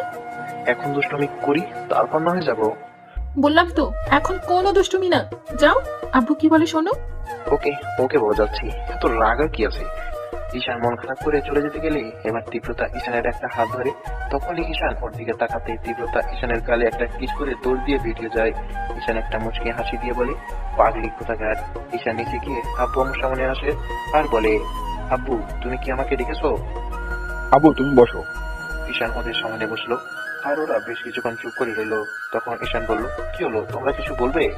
দেখো আব্বু, বিয়ের আগে আমরা তোমাকে অনেকবার বিয়ে করতে বলছি, কিন্তু তুমি বিয়ে করোনি, কিন্তু এখন করেছো। আর তখন তুমি কিছু না করলেও আমাদের কোনো কথা বলতাম না, কিন্তু এখন তো বিয়েটা করেছো আর এখনো তুমি কিছু করো না। তুমি না কোনো জব করো, না আমাদের কোনো ব্যবসা দেখছো। এভাবে থাকতে কি তোমার নিজের মন খারাপ লাগে না বলো? তুমি হয়তো জানো না এই বিষয়টা নিয়ে তীব্রতার খারাপ লাগে। মেয়েটা তোমাকে কিছু বলতে পারে না, কিন্তু ওর তো খারাপ লাগে যখন কারো কাছে শুনে ওর স্বামী বেকার। তাই আমি বলছিলাম কি, তুমি আমাদের অফিসে একটু বসো, তোমাকে রেগুলার যেতে হবে না, কিন্তু যখন তোমার ভালো লাগবে তখন তুমি যেও, তাতে তীব্রতা সবাইকে বলতে পারবে ওর স্বামী কিছু করে। আব্বুর কথায় ঈশান বেশ কিছুক্ষণ মাথা নিচু করে কথাগুলো বলতে লাগলো। সত্যি তো, আমাদের বিয়ে হয়ে গেল প্রায় একটা মাস হয়ে গেছে, কিন্তু আমি এখনো কিছু করিনি। আমি ভাবে বসে থাকলে তীব্রতার সেটা খারাপ লাগে। এখনো আমি আব্বু আম্মুর ঘরে বসে খাই। তীব্রতার ইচ্ছা করে আমার কাছে কিছু চাইতে, কিন্তু মুখ ফুটে কিছু বলতে পারে না। ও ভাবে আমি হয়তো কিছু করি না, তাই ওকে কিছু দিতে পারবো না। ঈশান কথাগুলো ভেবে বললো, আচ্ছা ঠিক আছে, আমি কালকে থেকে অফিসে যাব, তোমাদের আর বলতে হবে না। তীব্রতা রান্নাঘর থেকে ওদের কথাগুলো শুনছিল। ঈশান অফিস যাবে কথাটা শুনে তীব্রতা বেশ খুশি হয় আর একটা মুচকি হাসি দেয়। সেদিন রাতে তীব্রতা ঈশানের বুকের মাথা রেখে ওকে জড়িয়ে ধরে শুয়ে আছে আর ঈশান ওর চোখগুলো নিয়ে খেলা করছে। তখন তীব্রতা বলতে লাগলো, আচ্ছা শোনো না। হ্যাঁ বলো পাগলি। আচ্ছা একটা কথা বলবো? তুমি আমাকে কিছু বলবে, তার জন্য আবার পারমিশন নেওয়া লাগবে? বলো কি বলবে। আমার না খুব লজ্জা লাগছে বলতে। আমাকে কিছু বলবে তাও আমার লজ্জা লাগে? আচ্ছা ঠিক আছে, বলতে হবে না, এখন ঘুমাও। এই না, তাহলে বলো কি বলবে। আমার না লাগবে। কি লাগবে বলো, আমি তোমাকে এনে দিব। বলছিলাম আমার না তোমার মতো একটা কিউট বেবি লাগবে। তীব্রতা কথাটা বলে ঈশানের বুকে মুখ লোকালো আর ঈশান একটা মুচকি হাসি দিয়ে ওকে আবার শক্ত করে দুই হাতে জড়িয়ে ধরে বলল, তাই? কিন্তু এত লজ্জা পেলে আনলো কি করে? কথাটা বলে ঈশান তীব্রতার মুখটা উঠিয়ে তারপর ওর ঠোঁটের দিকে ঠোঁটগুলো এগোতেই তীব্রতা ওদের চার ঠোঁট এক করে দিল। এখন কি হবে আপনারা নিশ্চয় জানেন। পরের দিন সকালে তীব্রতা ঘুম থেকে উঠে তারপর ঈশানকে ডেকে ওকে ওয়াশরুমে যেতে বলে তীব্রতা নিচে গেল রান্না করতে। একটু পরে ঈশানের অফিসের টাইম হলো, তাই ও রেডি হয়ে তারপর নিচে গিয়ে নাস্তা করতে লাগলো। খাওয়া দাওয়া শেষে ঈশান ব্যাগটা আনার জন্য রুমে গেল। খেয়াল করলো ওর টাইটা বাঁধা হয়নি, তাই টাইটা বাঁধার চেষ্টা করলো, কিন্তু পারছিল না। তখন ঈশান তীব্রতাকে ডাকলো, তীব্রতা একটু রুমে আসবে। কথাটা বলতেই ও রুমে আসলো। তখন ঈশান বলতে লাগলো, টাইটা বাঁধতে পারছি না, একটু বেঁধে দাও তো। দাও আমার কাছে দাও। তীব্রতা ঈশানের হাত থেকে টাইটা নিয়ে ওর সামনে দাঁড়ালো, কিন্তু তীব্রতা টাইটা ঠিক মতো বাঁধতে পারছিল না। তাই তীব্রতা হঠাৎ করে ঈশানের হাত দুটো তীব্রতা নিজের কোমরে রেখে বলল, আমাকে ধরে তো একটু। ঈশানও পরম যত্নে তীব্রতার কোমরটা জড়িয়ে ধরে ওকে নিজের কাছে টেনে নিতে তীব্রতা ঈশানের টাইটা বাঁধতে লাগলো। আর ঈশান এক দৃষ্টিতে তীব্রতার মায়াবী মুখের দিকে তাকিয়ে রইল। তীব্রতার টাইটা বাঁধা হয়ে গেলে তীব্রতা হঠাৎ করে ঈশানের চোখের দিকে তাকাতেই খেয়াল ঈশান একটা ঘোর দৃষ্টিতে ওর দিকে তাকিয়ে আছে। তখন ঈশান হঠাৎ করে ওদের চার ঠোঁট এক করে দিল। 5 মিনিট পর ঈশান তীব্রতাকে ছেড়ে দিল। তখন তীব্রতা বলতে লাগলো, সব সময় শুধু রোমান্টিকতা তাই না? এখন যা দেরি হয়ে যাচ্ছে, এখন আর অন্য কিছু হবে না। ঈশান একটা মুচকি হাসি দিয়ে তারপর আম্মুকে বলে অফিসের উদ্দেশ্যে রওনা দেয়। ঈশান অফিসে যাওয়ার সাথে সাথে আব্বুকে কেবিনটা দেখিয়ে দিল। ঈশান ওর কেবিনে আসতে ওর মনে পড়ে ওর পাগলিটাকে তো একবার ফোন দিয়ে জানানো হয়নি অফিসে পৌঁছে গেছে, না হলে আবার পাগলিটা টেনশন করবে। আসার সময় তীব্রতা বারবার করে ঈশানকে বলে দিয়েছে অফিসে পৌঁছানোর সাথে সাথে যেন ফোন দেয়। এবার ঈশান ফোনটা হাতে নিয়ে যখনই তীব্রতার নাম্বারে কল করতে যাবে এর মাঝে তীব্রতার নাম্বার থেকে ফোন আসে। সাথে সাথে ঈশান একটা মুচকি হাসি দিয়ে রিসিভ করে নেই। রিসিভ করে কানে নিতেই ও কাছ থেকে বেশ উত্তেজিত কণ্ঠে বলতে শুরু করে, এই তুমি ঠিক আছো তো? ঠিক মতো পৌঁছেছো তো? তোমার কিছু হয়নি তো? তীব্রতার এরকম অস্থিরতা দেখে ঈশান একটা মুচকি হাসি দিয়ে বলল, আরে পাগলি আস্তে আস্তে রিল্যাক্স, এত অস্থির হবার কিছুই নেই, আমি ঠিক মতো পৌঁছে গিয়েছি। তাহলে ফোন দিলে না কেন? এখনো দিতে গিয়েছিলাম, তার আগে তুমি ফোন দিলে। আসলে আব্বু আমার কাজটা বুঝিয়ে দিল, তাই তোমাকে ফোন দিয়ে ওঠা হয়নি। তুমি রাগ করো না পাগলি। তুমি জানো আমার কত টেনশন হচ্ছিল? আরে বাবা টেনশন করার কিছুই নেই, আমি ঠিক আছি তো। আচ্ছা শোনো, তুমি কিন্তু দুপুরে ঠিক মতো খেয়ে নিবে কেমন? বেশি টেনশন করবে না, সব সময় আমার সাথে থাকবে। তুমি কিচ্ছু চিন্তা করো না তো। তোমার আম্মু কি আমার আম্মু নয়? আর শোনো না, তুমি দুপুরে খেয়ে আমাকে ফোন দেবে কেমন? ঠিক আছে পাগলি, আর সাবধানে থাকো কেমন? ঈশান ফোনটা কেটে দিয়ে তারপর চেয়ারে হেলান দিয়ে ভাবতে লাগলো, এই পাগলি মেয়েটা আমাকে কতটা ভালোবাসে। মাত্র কয়েকটা দিনের পরিচয় ওদের। তীব্রতা অদ্ভুত ভাবে আমার জীবনে চলে আসলো একটা মধ্যরাতের মায়াবী পরি হয়ে। তীব্রতা যেন ঈশানের প্রতিটি শিরা শিরাই আছে। তীব্রতা যেন ওকে ছাড়া একটা মুহূর্ত থাকতে পারে না, তেমনি ঈশানও ওকে ছাড়া কিছু কল্পনা করতে পারে না। ঈশান কাজ করছে, কিছুক্ষণ পর তীব্রতা আবারও ফোন দেয়। ঈশান ওর এরকম কাণ্ড দেখে বেশ অবাক হয়, কারণ কিছুক্ষণ আগে তীব্রতার সাথে কথা বলেছে, তারপরও আবারও কিছুক্ষণ কথা বলে ফোনটা রেখে দেয়। ঈশানের কেন জানি অফিসে কাজ করতে ভালো লাগছিল না, কারণ বিয়ের পর থেকে এই একটা মাস ঈশান সবসময় তীব্রতার পাশাপাশি আর কাছাকাছি থেকেছে, আর ঈশানের বেশ অস্থির লাগছিল তীব্রতাকে ছাড়া থাকতে। তারপরও উপায় নেই, থাকতেই হবে। ও মনে মনে ভাবছে এখন থেকে এটাই অভ্যাস করে নিতে হবে, কারণ ওকে এখন থেকে প্রতিদিন অফিসে আসতে হবে, না হলে আব্বু আম্মু কষ্ট পাবে। প্রত্যেকটা ঘন্টায় তীব্রতা একবার করে ঈশানকে ফোন করেছে। ওর এমন কাণ্ড দেখে ঈশান বারবার ভেবেছে পাগলিটা ওকে কতটা ভালোবাসে। তো লাঞ্চ টাইম হতেই আবারও তীব্রতার নাম্বার থেকে ফোন আসে। তখন রিসিভ করে ও বলে, এই তুমি খেয়েছো? ঈশান তীব্রতার এরকম কাণ্ডে না হেসে পারলো না। ও বলতে লাগলো, সবে মাত্র লাঞ্চ টাইম হয়েছে, এখন খেতে যাওয়া হয়নি। আসো তুমি খেয়ে নাও। না, তুমি আগে খেয়ে আসো, তারপর আমাকে ফোন দিও, আমি তারপর খাবো। এত ভালোবাসা শেষ পর্যন্ত থাকবে তো? তুমি এরকম করে বলতে পারলে আমাকে? তুমি জানো আমি তোমাকে কতটা ভালোবাসি। আমার শরীরের এক ফোঁটা রক্ত থাকতে আমি সবসময় শুধু তোমাকেই ভালোবেসে যাব। আর তুমি এমন ভাবে বলতে পারলে, তুমি হয়তো এখনো আমার ভালোবাসাটাকে বিশ্বাস করে উঠতে পারোনি, তাই তো? এই পাগলি তুমি রাগ করছো কেন? আমি তো তোমাকে এমনি বললাম, তুমি এভাবে রিয়েক্ট করতেছো কেন? আর তোমার ভালোবাসা নিয়ে আমার কোনো সন্দেহ নেই। আমি আমার পাগলিটাকে যতটা না ভালোবাসি তার থেকে অনেক অনেক বেশি আমার পাগলিটা আমাকে ভালোবাসে। সে একটা মুহূর্ত আমাকে ছাড়া থাকতে পারে না, তাই তো এভাবে আমাকে বারবার ফোন দিচ্ছে। পাগলি তুমি শুধু শুধু টেনশন করো না তো, আর মন খারাপ করো না। এখন যাও খেয়ে নাও। বললাম না তুমি আগে খেয়ে আসো। আরে বাবা ঠিক আছে, আমি খেয়ে তোমাকে ফোন দিলে তুমিও খেয়ে নিও কেমন? ঈশান কথাটা বলেই ফোনটা কেটে দিয়ে তারপর খাওয়া দাওয়া শেষ করে তীব্রতাকে ফোন দিয়ে খেয়ে নিতে বলে। তীব্রতাও খেয়ে নেই। দিনটা তীব্রতার পাগলামির মধ্যে দিয়ে কেটে গেল কোনো রকম। ঈশান তেমন কাজ করতে পারলো না। কোনো রকম 4টা বাজতে না বাজতেই ঈশান অফিস থেকে বেরিয়ে গাড়ি নিয়ে বাসার উদ্দেশ্যে চলে গেল।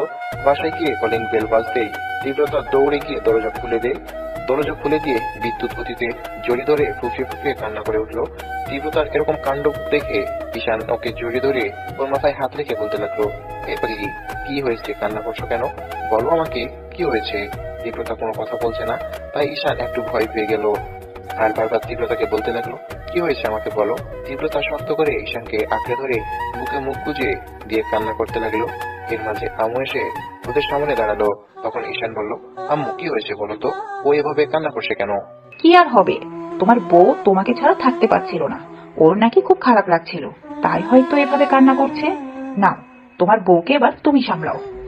এতক্ষণ আমি অনেক কষ্টে সামলিয়েছিলাম, কিন্তু একটু আগে থেকে অনেক কান্না করছে, এখন তুমি সামলাও।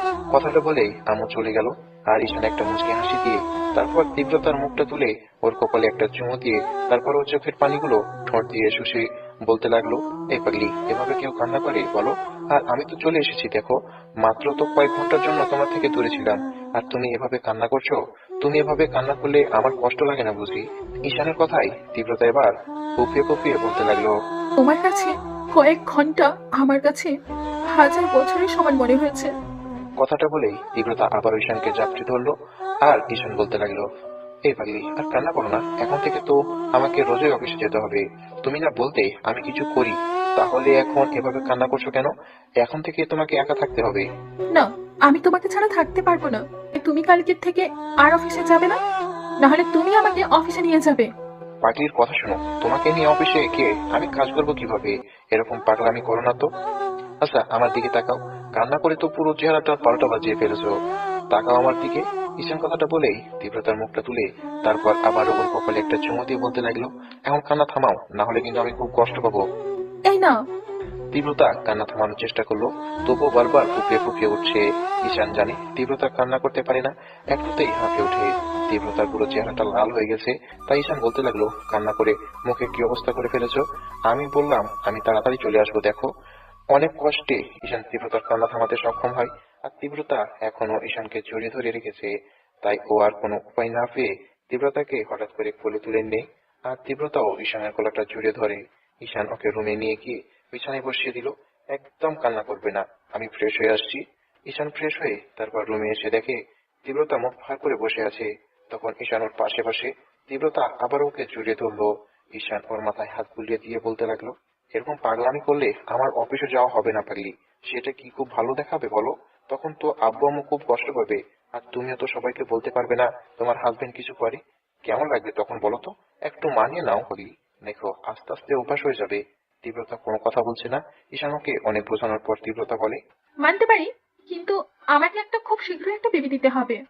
তীব্রতা কথাটা বলে ঈশানের বুকে মুখ লুকালো আর একটা মুচকি হাসি দিয়ে শক্ত করে তীব্রতাকে জড়িয়ে ধরলো। এভাবে ওদের দুষ্ট মিষ্টি খুনসুটির মধ্য দিয়ে দেখতে দেখতে আরো 15টা দিন কেটে গেল। ঈশান এখন রেগুলার অফিসে যায়, আর ও যখন বাসায় না থাকে তখন তীব্রতার মনটা বেশ খারাপ থাকে। ঈশান সেটা বুঝতে পারে। ঈশান তীব্রতাকে মন খারাপ না করতে বলে আর অনেক বোঝায়। তো একদিন রাতে খাওয়া দাওয়া শেষ করে ঈশান আর তীব্রতা শুয়ে আছে, আর তীব্রতা প্রতিদিনের মতো ঈশানের বুকে শুয়ে আছে। এর মাঝে ঈশান খেয়াল করেছে তীব্রতার মনটা বেশ খারাপ, কেমন যেন মুখটা ভার করে আছে। অন্যদিকে তীব্রতার মনে কেমন যেন একটা অজানা ভয় কাজ করছে আর একটা অস্থিরতা কাজ করছে।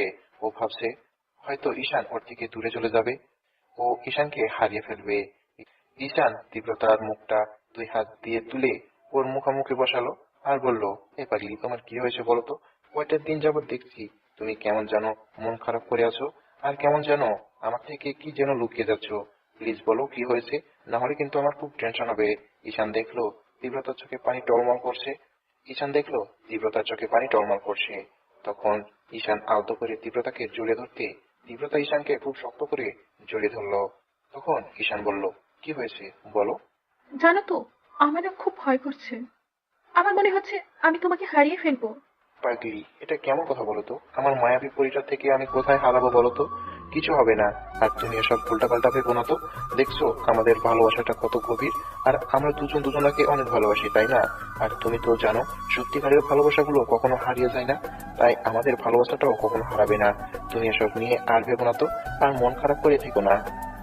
ঈশান অনেক বোঝানোর পর তীব্রতা ওর বুকে মাথা দিয়ে শক্ত করে জড়িয়ে ধরে ঘুমিয়ে পড়ে। পরের দিন সকালে ঈশান ঘুম থেকে উঠতে খেয়াল করলো তীব্রতা ওর পাশে নেই। তখনই ঈশানের রাতের কথাটা মনে পড়তে ওর বুকের ভিতরটা ছু করে উঠলো। এমনটা কেন হলো ঈশান সেটা বুঝতে পারলো না। তীব্রতা সকালে উঠে আম্মুর সাথে রান্না করতে যায়, কিন্তু আজকে কেন জানি ওকে না দেখে ঈশানের ভয় হতে লাগলো। তাই ঈশান তাড়াহুড়ো করে উঠে তারপর নিচে গিয়ে দেখলো তীব্রতা আম্মুর সাথে রান্নাঘরে হেসে হেসে কথা বলছে আর রান্না করছে। এবার ঈশান ওর বুকের উপর হাত দিয়ে বুঝতে পারলো ওর হাতটা খুব স্পিডে চলছে। ঈশান বুঝতে পারলো না এমনটা কেন হচ্ছে। তাহলে কি সত্যি ওদের লাইফে কোনো বিপদ আসতে চলেছে? তাহলে কি সত্যি তীব্রতাকে হারিয়ে ফেলবে? ঈশান কি তাহলে সত্যি তীব্রতাকে হারিয়ে ফেলবে? কথাগুলো ভাবতে ভাবতে ঈশান রুমে চলে যায়, তারপর রেডি হয়ে নেয়। কিন্তু প্রতিদিনের মতো আজকেও ঈশান টাইটটা বাঁধতে পারছিল না, তাই ও তীব্রতাকে ডাকে। তখন তীব্রতা এসে দেখে ঈশান টাইটটা নিয়ে দাঁড়িয়ে আছে। তীব্রতা ঈশানের সামনে দাঁড়াতে ঈশান 2 হাতে কোমরে জড়িয়ে ধরে ওর সাথে মিশে নেয় আর মুখের দিকে তাকিয়ে থাকে। তীব্রতা খুব যত্ন সহকারে টাইটা বেঁধে দিলে ঈশান খাওয়া দাওয়া শেষ করে অফিসে চলে আসে। অফিসে যাওয়ার সাথে সাথে তীব্রতা ঈশানকে ফোন দেয়। তখন ঈশান ওর সাথে কিছুক্ষণ কথা বলে তারপর কাজ করতে শুরু করে। দেখতে দেখতে 1টা 2 ঘন্টা 3 ঘন্টা পার হয়ে যায়। লাঞ্চের সময় হয়ে আসে, কিন্তু এর মাঝে তীব্রতা একটা বারও ঈশানকে ফোন দেয়নি। হঠাৎ করে ঈশানের কথাটা মনে পড়ে। তখন ও ভাবে, আজকে তো পাগলিটা একবারও এর মাঝে ফোন দেয়নি। সে সকালবেলা একবার দিয়েছিল, কাজের চাপে ঈশানের সেটা মনেই ছিল না। তৎক্ষণাৎ ওর তীব্রতার নাম্বারে ফোন দেয়, কিন্তু তীব্রতার নাম্বারটা বন্ধ দেখাচ্ছে। ঈশান বারবার ওর নাম্বারে ট্রাই করছে, কিন্তু বারবার ওই বন্ধ বলছে। এবার ঈশানের বেশ টেনশন হচ্ছে। একটা সময় ঈশান ভাবতে লাগলো, তীব্রতার আবার কিছু হলো না তো। কথাগুলো ভেবে ঈশান আর অফিসে থাকতে পারলো না। ঈশান আরো কয়েকবার তীব্রতার নম্বরে ফোন দিল, কিন্তু বারবার একই কথা বলতেছে, বন্ধ। বেরোতে বেরোতে আম্মুর নাম্বারে ফোন দিল, কিন্তু আম্মুও ফোনটা রিসিভ করছে না। এবার ঈশানের আরো ভয় হতে লাগলো। ও তাড়াহুড়ো করে গাড়ি চালিয়ে বাসায় চলে আসলো। বাসায় এসে দেখে আম্মু বসে আছে। তখন ঈশান দৌড়ে বাসার ভিতরে ঢুকে আম্মুর সামনে দাঁড়িয়ে বলতে শুরু করে, তোমরা কোথায় থাকো বলো তো? আম্মু, তোমাকে কতবার ফোন দিয়েছি, তুমি ফোনটা রিসিভ করোনি কেন? তার উপর তীব্রতাকে ফোনের উপর ফোন দিয়ে যাচ্ছি, ওকে ফোনে পাচ্ছি না কেন বলো তো? ও কোথায় গেছে? কথাটা বলতেই এবার আম্মু এসে ওর মুখোমুখি দাঁড়িয়ে ওর মুখের দুই পাশে হাত দিয়ে বলতে লাগলো, আব্বু, তোমার কিছু হয়নি তো? তুমি ঠিক আছো তো? আম্মুর কথা শুনে ঈশান বেশ অবাক হয়ে যায়। তাই বলতে লাগলো, আম্মু, আমার কিছু হয়নি, কিন্তু তুমি এরকম কথা বলছো কেন? আর কি হয়েছে বলো তো? তীব্রতা কোথায়? তুমি আগে বলো, তীব্রতা কোথায়? ওর কি হয়েছে? ফোন কেন রিসিভ করছে না? আব্বু, তুমি খুব জোর বেঁচে গেছো। তুমি জানো তীব্রতা কে? আম্মু, তুমি কি সব বলছো? আর তীব্রতা কে মানে? তীব্রতা কোথায় বলো তো? তুমি শান্ত হও। আর তুমি জানো না তীব্রতা কে? আব্বু, তীব্রতা আমাদের মতো কোনো স্বাভাবিক মানুষ নয়, ও একটা মায়াবী রাক্ষসী। আমার মুখে এরকম কথা শুনে ঈশানের পায়ের নিচ থেকে যেন মাটি সরে যাচ্ছিল, আর পুরো আকাশটা যেন ওর মাথার উপর ভেঙে পড়েছিল। আম্মু, এসব কি বলছো? আমি ঠিকই বলছি। তুমি জানো না তীব্রতা কোনো মানুষ নয়, ও একটা মায়াবী রাক্ষসী। তুমি ওকে কিভাবে পেয়েছো আর কোথা থেকে পেয়েছো আমি জানি না, কিন্তু আজকে যেটা হয়েছে সেটা শুনলে তুমি বুঝতে পারবে তীব্রতাকে। আম্মু, তোমার কথার আগাগোড়া কিছু বলতে পারছি না, তুমি আগে বলো তীব্রতা কোথায়? আব্বু, তুমি আগে বসো, আমি তোমাকে সবটা খুলে বলছি। এর মাঝে আবু বাসায় চলে আসে। আম্মু হয়তো ফোন করে ডেকেছে ওনাকে। আবু ওদের কাছে আস্তে আস্তে বলল, আম্মু, তুমি বলো তীব্রতা কোথায়? আর তুমি কি সব আজে বাজে কথা বলছো? আমার আমার তীব্রতা কোথায়? ওর কি হয়েছে বলো প্লিজ। আম্মু, চুপ করে থেকো না। আব্বু, তুমি শান্ত হও, আমি সব বলছি। তুমি জানো না তীব্রতাকে। আজকে যেটা হয়েছে সেটা জানার পর তোমার ভেতরটা হয়তো কেঁপে উঠবে। আজকে দুপুরের দিকে আমি ছাদে গিয়ে তোমার আপুর সাথে কথা বলছিলাম। তখন আমি হাঁটতে হাঁটতে ছাদের একদম ধারে চলে আসি, কিন্তু খেয়াল করিনি। তারপর পা ফসকে আমি ছাদ থেকে পড়ে যেতে গেলে হঠাৎ করে অদৃশ্য একটা হাত এসে আমাকে ধরে ফেলে। আমি তৎক্ষণাৎ যেন প্রাণ ফিরে পাই, কিন্তু হঠাৎ করে যখন দেখি যে আমি শূন্যে ভাসছি আর কোনো একটা হাতের মতো কিছু একটা আমাকে ধরে রেখেছে, সেটা দেখার সাথে সাথে আমার ভিতরটা কেঁপে ওঠে। আমি তখন উপরের দিকে তাকিয়ে খেয়াল করি তীব্রতা ছাদের ধারে দাঁড়িয়ে আছে, আর ওর হাতটা এত লম্বা হয়ে গেছে যেটা দেখে আমি তৎক্ষণাৎ নিজেকে ঠিক রাখতে পারিনি। প্রথমে আমি ভেবেছিলাম এটা হয়তো আমার চোখের ভুল, কিন্তু না, তীব্রতা যখন আমাকে টেনে ওঠালো আমি দেখতে পেলাম ওর হাতটা আস্তে আস্তে আবার ছোট হয়ে যাচ্ছে। আমি তখন বেশ ভয় পেয়ে যাই আর ওকে জিজ্ঞেস করি ও কে, কিন্তু তীব্রতা তখন আমাকে কিছুই বলে না। আমি ওর চোখের দিকে তাকাতে দেখি ওর চোখগুলো পুরো আগুনের মতো হয়ে গেছে, যেটা দেখে যে কেউ ভয় পেয়ে যাবে। তৎক্ষণাৎ আমি আর কোনো উপায় না পেয়ে আম্মু কথাটা বলতেই ঈশান বলতে লাগলো, আম্মু, তুমি তীব্রতার সাথে কি করেছো সেটা বলো। তুমি জানো না তীব্রতা কে? তুমি ভুল ভাবছো, ও কোনো পেতনি বা রাক্ষসী কিছুই না। আর ও একটা মানুষ নয়, একটা পরী। সেটা আমি আগে থেকেই জানতে পেরেছি, কিন্তু আমি ওকে ভালোবাসি আর ও আমার স্ত্রী। তাই আমি এসব তোমাদের বলিনি। আমি ভেবেছিলাম এই বিষয়টা হাইড করে যেতে পারবো আর এসব তোমাদের সামনে আসবে না, কিন্তু এরকম একটা পরিস্থিতির মধ্যে আজকে এই বিষয়টা তোমাদের সামনে চলে আসছে। তীব্রতা এই কথাগুলো আমাকে বলেনি, কিন্তু আমি জানতে পেরেছি তীব্রতা। তারপরও আমি ওর থেকে লুকিয়ে গেছি যে আমি সব জানতে পেরেছি। আম্মু, তুমি কি করেছো সেটা বলো। ঈশানের কথায় আম্মু বেশ অবাক হয়ে যায়। তখন আব্বু আম্মু দুজনেই ঈশানের মুখের দিকে তাকিয়ে আছে, আর আম্মু কোনো কথা বলছে না। এবার ঈশান আম্মুর দুই বাহু ধরে বলতে লাগলো, আম্মু, তুমি চুপ করে আছো কেন? বলো তীব্রতা কোথায়? তুমি ওকে কোথায় রেখেছো বলো। আম্মু, ওর কিছু হয়ে গেলে আমি বাঁচতে পারবো না। তুমি জানো না আমি ওকে কতটা ভালোবাসি। আব্বু তুমি চুপ করে আছো কেন? বলো কি করেছো ওর সাথে? আব্বু, আমি ভেবেছিলাম ও একটা মায়াবী রাক্ষসী, তাই তৎক্ষণাৎ ভয় পেয়ে গেছিলাম। তাই একটা তান্ত্রিককে ডাকি, তখন ওই তান্ত্রিক ওকে নিয়ে গেছে। আম্মু তুমি এটা কি করলে? সবকিছু না জেনে না শুনে এইভাবে তীব্রতাকে আমার থেকে দূরে সরিয়ে দিলে। এটা তুমি কেন করতে গেলে? তুমি একবার আমাকে জিজ্ঞাসা করতে পারলে না? আম্মু চুপ করে রইল। এবার আবু বলতে লাগলো, তুমি তীব্রতাকে কোথায় রেখেছো? ওই তান্ত্রিক ওকে কোথায় নিয়ে গেছে বলো? আম্মু মাথা নিচু করে আছো কেন? তখন আম্মু মাথা নিচু করে আছে। তখন ঈশান বলতে লাগলো, আম্মু কি হলো? চুপ করে আছো কেন? বলো ও কোথায়? আজকে তীব্রতার কিছু হয়ে গেলে আমি বাঁচতে পারবো না। তুমি বলো ওকে কোথায় রেখেছো? আব্বু আমি তো সেটা জানি না, কিন্তু ওই তান্ত্রিক এই খবরটা আমি শহরের বাইরে একটা পুরোনো গ্রামের দিকে পেয়েছিলাম। তান্ত্রিক ওকে বোতলে বন্দি করে নিয়ে গেছে। শুনেছি রাতে নাকি ওকে কি যেন করবে।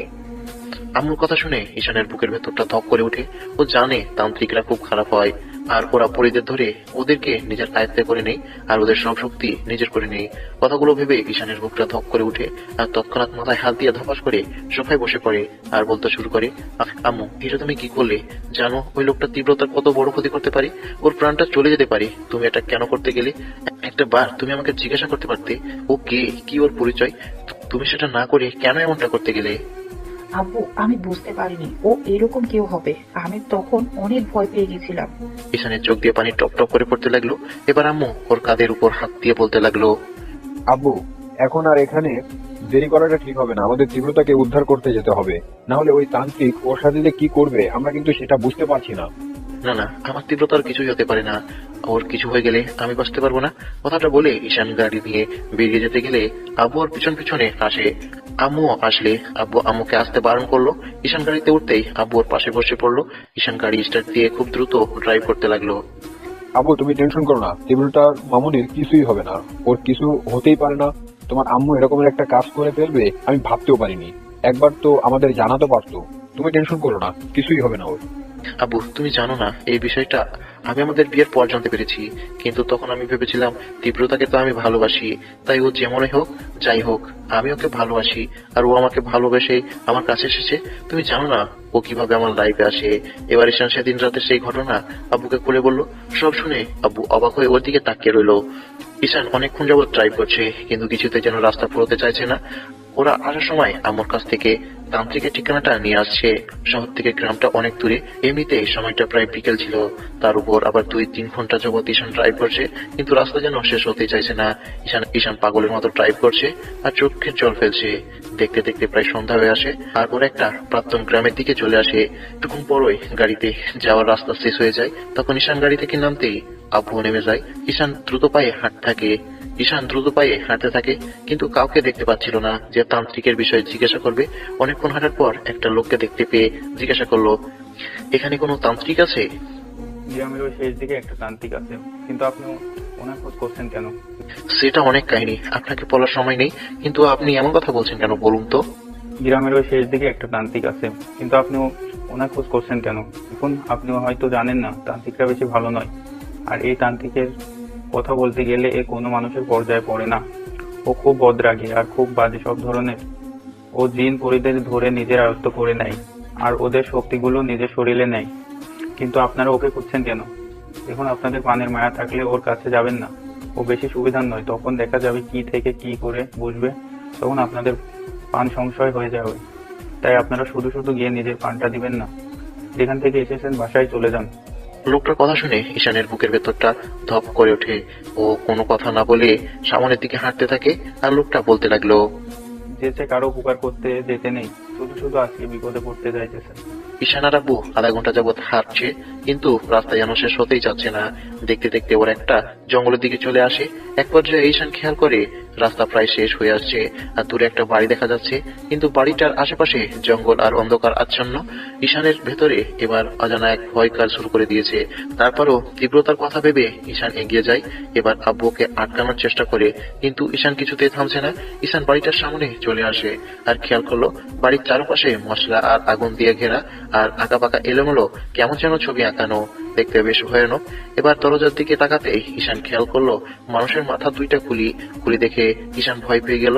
ঈশান বুঝতে পারলো ভেতর থেকে কিসব আওয়াজ আসছে। ঈশান এবার বাসার ভিতরে যেতে গেলে আব্বুকে আটকে দেয় আর বলে, দেখো আব্বু, আমাদের এখানে থাকাটা ঠিক হবে না, চলো আমরা এখন চলে যাই।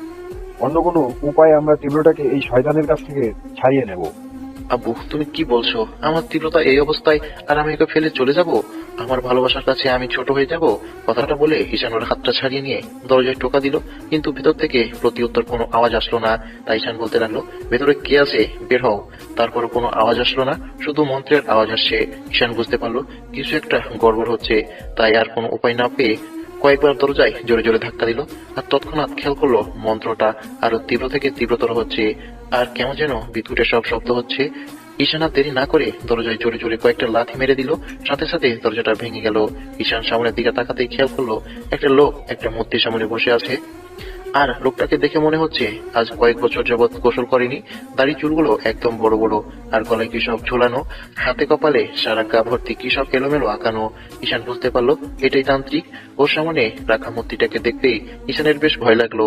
তারপরও বলল, আমার তীব্রতা কোথায়, ওকে কোথায় রেখেছো?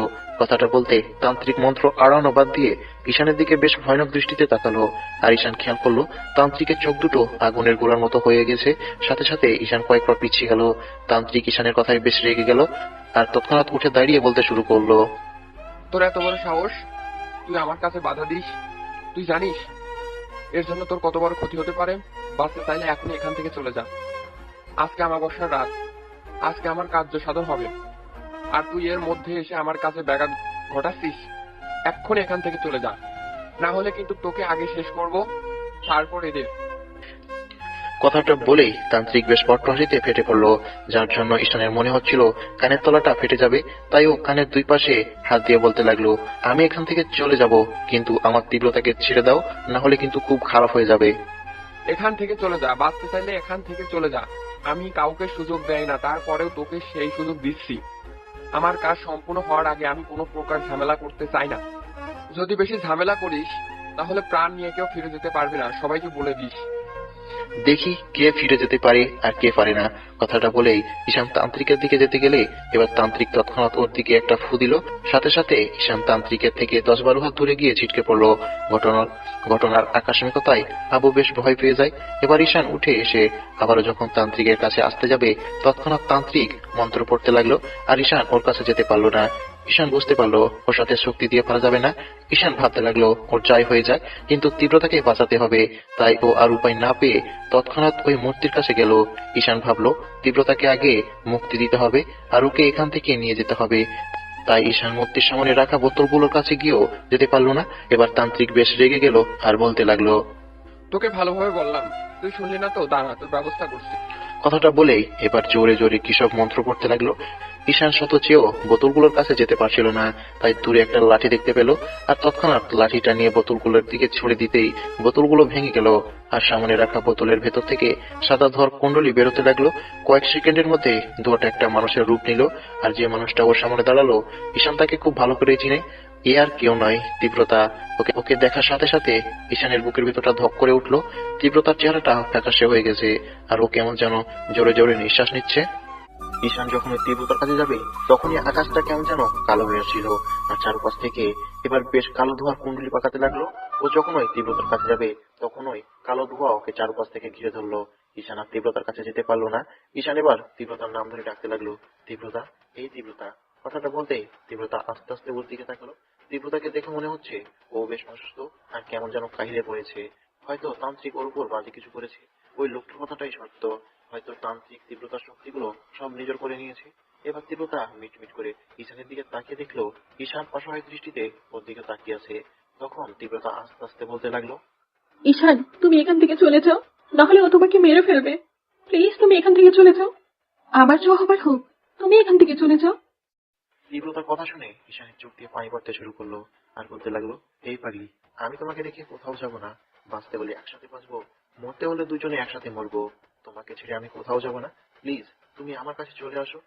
এর মাঝে ঈশান খেয়াল করলো ওর চারপাশ থেকে কেমন যেন ধোঁয়ার কুণ্ডলী পাকিয়ে বেশ বড় বড় দত্ত আকৃতির মানুষের মতো কিছু অদ্ভুত রকমের প্রাণী সৃষ্টি হতে লাগলো। বিষয়টা দেখে ঈশান বেশ ভয় পেয়ে গেল। এদিকে তীব্রতা ঈশানকে বারবার চলে যেতে বলছে, আর ঈশান বলছে ওকে ছেড়ে কিছুতেই যাবে না। ঈশান খেয়াল করে দেখলো দূরে ওর আব্বু দাঁড়িয়ে আছে, কিন্তু ওর আব্বুকেও আশেপাশ থেকে সেই দানব আকৃতির প্রাণীগুলো ঘিরে রেখেছে। দানবগুলোকে দেখতে মানুষের মতো হলেও ওদের দাঁত, নখ আর চোখগুলো কেমন যেন অদ্ভুত রকমের, বেশ ভয়ানক। ঈশান ওদের হাত থেকে বের হতে গেলে ওরা ঈশানকে ধরে ফেলে, আর একজন আরেকজনের হাতে ঈশানকে বলের মতো ছুড়ে মারতে লাগলো আর মাট্ট হাসি হাসতে লাগলো। এবার তান্ত্রিক ওদের দিকে এগিয়ে আসে আর বলে, বাড়াবাড়ি করেছিলাম, এখান থেকে চলে যাও, কিন্তু গেলি না। এখন দেখলি তো আমার সাথে তর্ক করার পরিণাম কি হতে পারে। আজকে আমার কার্যসিদ্ধি হবার দিন, আর তুই এসে আমার কাছে বাধা দিচ্ছিস। আজকে আগে তোকে বলে দিব, তারপর ওই শরীরটা থেকে সব শক্তি নিয়ে ওকে আমার পোষা জিনিসগুলোর হাতে ছেড়ে দেব। ওর যে কি অবস্থা করব সেটা তুই ভাবতেও পারবি না। কথাগুলো বলতে ঈশানের বুকের ভেতরটা দুমড়ে মুচড়ে যাচ্ছিল। ঈশান বুঝতে পারছে তান্ত্রিক তীব্রতার সাথে খুব বাজে কিছু করতে যাচ্ছে। এবার তীব্রতা বলতে লাগলো, প্লিজ তুমি এখান থেকে চলে যাও, আমার যা হবার হোক, তুমি এখান থেকে চলে যাও, তোমরা ওকে ছেড়ে দাও। তীব্রতা, না, তুমি ওদের কোনো কথা শুনবে না। আমার যা হবার হোক, তুমি ওদের কোনো কথাই কান দিবে না। তুমি ওদের কোনো কথাই শুনবে না। তোমরা ওকে ছেড়ে দাও, আমি তোমার সব কথা শুনবো, প্লিজ তোমরা ওকে ছেড়ে দাও। তীব্রতা, না, তুমি ওদের কোনো কথা শুনবে না। আমার যা হবার হোক, তুমি ওদের কোনো কথাই কান দিবে না। তুমি ওদের কোনো কথাই শুনবে না। ঈশান, পাগলামি করো না, ওরা তোমাকে ছেড়ে দিলে তুমি এখান থেকে চলে যাবে। দেখো, তোমার যা করার আমার সাথে করো, কিন্তু আমার স্বামীর কোনো ক্ষতি করো না। তুমি ওকে ছেড়ে দাও, আমি আমার সব শক্তি তোমাকে দিয়ে দিব। তীব্রতা কথাগুলো তান্ত্রিককে উদ্দেশ্য করে বলতে লাগলো আর ঈশান তীব্রতাকে বলতে লাগলো, তীব্রতা, তুমি ওর কোনো কথা শুনবে না, ও তোমাকে মেরে ফেলবে। তীব্রতা, যতক্ষণ তোমার শক্তি তোমার থেকে ওই শয়তানটা না নিতে পারবে ততক্ষণ ও আমাদের কিছু করতে পারবে না। ঈশান, পাগলামি করো না, তুমি এখান থেকে চলে যাও। আমি বলছি আমার যা হবার হোক, তোমার কিছু হয়ে গেলে আমি এমনিতেও আসতে পারবো না। আমি তোমার কিছু ক্ষতি দিব না, প্লিজ পাগলামি করো না, এখান থেকে চলে যাও।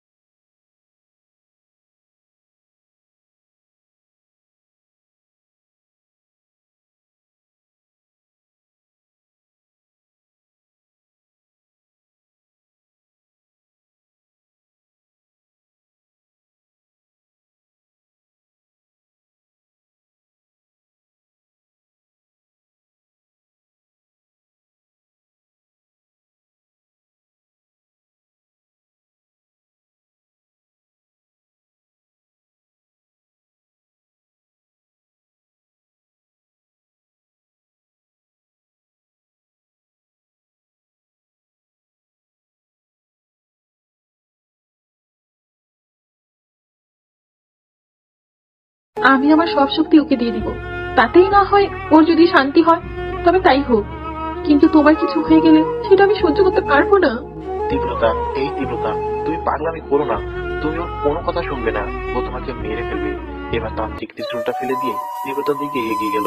তারপর ওর সামনে দাঁড়িয়ে তীব্রতার কপালে কি যেন একটা চেপে দিয়ে বেশ শক্ত করে ধরলো। তখন মনে হচ্ছিল তীব্রতার চোখগুলো বেরিয়ে আসার উপক্রম হয়ে গেছে আর তীব্রতা কেমন যেন নেতে পড়তে শুরু করেছে।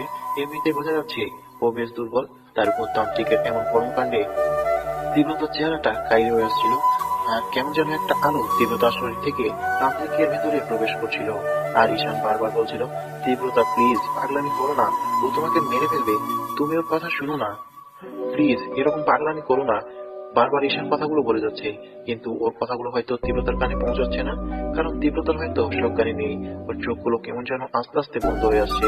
দীর্ঘ 5 মিনিট এরকম ভাবে একটা আলো তীব্রতা থেকে তান্ত্রিকের ভেতরে যেতে লাগলো।